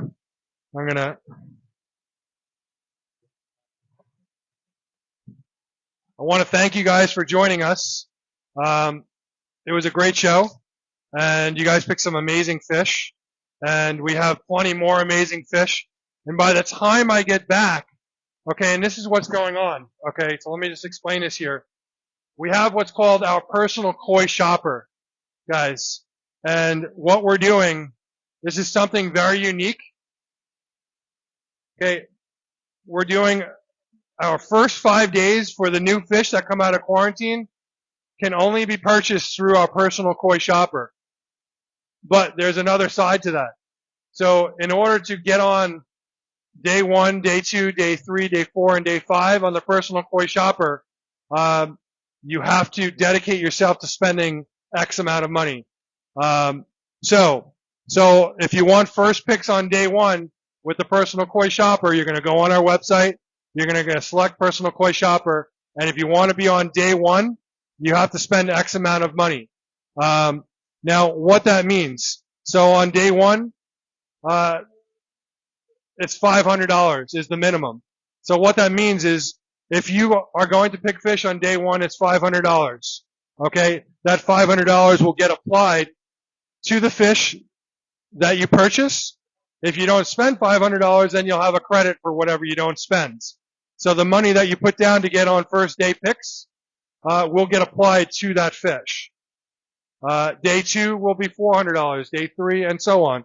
I haven't finalized the number, but that's the way we're going to do it, so that we're giving everyone a fair chance at getting first picks, second picks, third picks. We have a lot of fish available, and we have a lot of people waiting. And the reason we're doing this is because we have so many people that are waiting that we have to be able to book the slots on Monday through Friday for each of the customers. So, and I think we can only book one slot at a time through the system, or can we do 2? We can make it do 2. All right, we'll have to talk about that. So we have a lot of fish coming available, and some fish you definitely don't want to miss.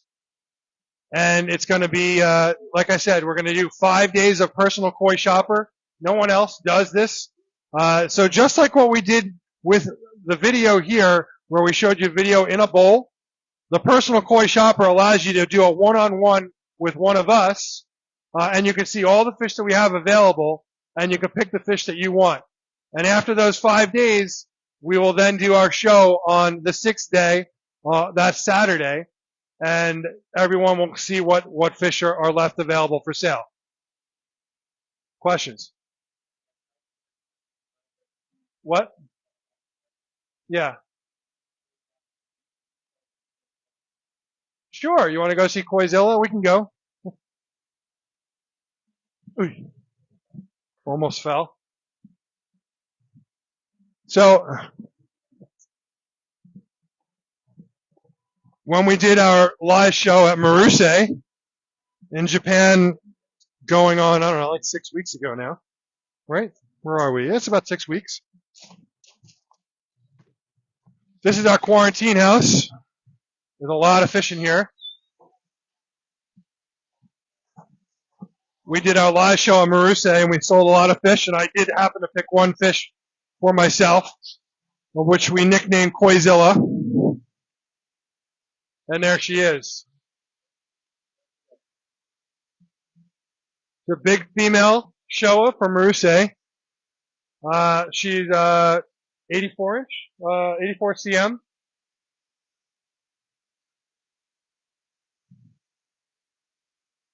All the other fish in this tank are sold. These are all fish that we sold at the show, including the tanks next one. We can just show you guys. Here she comes.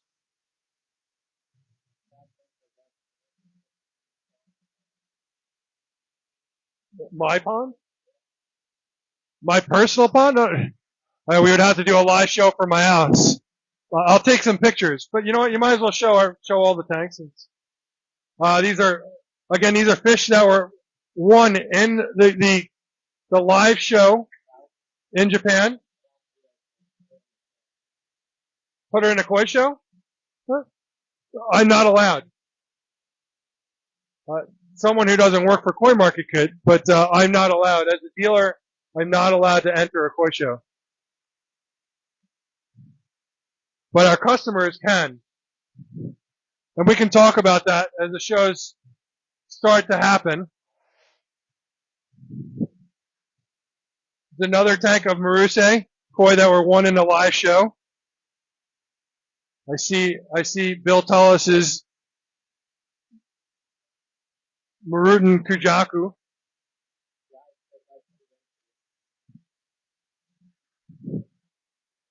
Maybe. These are all Aoki.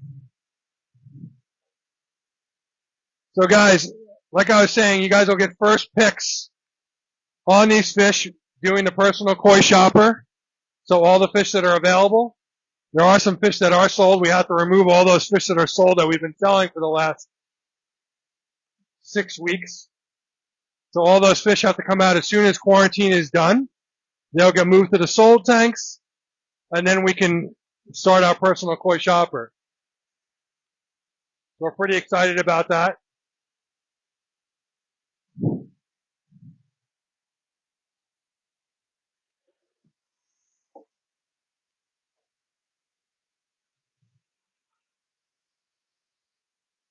The Shusui just sold. That big Shusui, the Kujaku, is also sold. And the Ginrin Kohaku, I believe, is sold. Huh? The Gromo, the Ginrin Kohaku, I think, is Anthony. I believe. We're waiting for Anthony to give us a decision on that. Some amazing fish in here. We have some Yuki Asagi in here. I know that one of them was sold. But all the big guys in here are now sold. The Ginrin Kohaku is not a definite yet. One of my favorite fish that we picked up.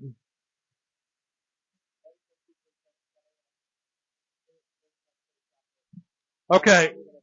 So next week, I am away, but I will work out the details when you can start setting up the personal koi shopper. We first have to get our results back from our testing from Kennebec Labs. As soon as that's done, then we can set up our personal koi shopper, because I will not net or bowl these fish until we finish our quarantine process. Those are the rules that I have. That's how I do things. If you're working with some guys that don't follow those rules, don't work with them. We'll cross over to there. We're at 3%. We're almost done here.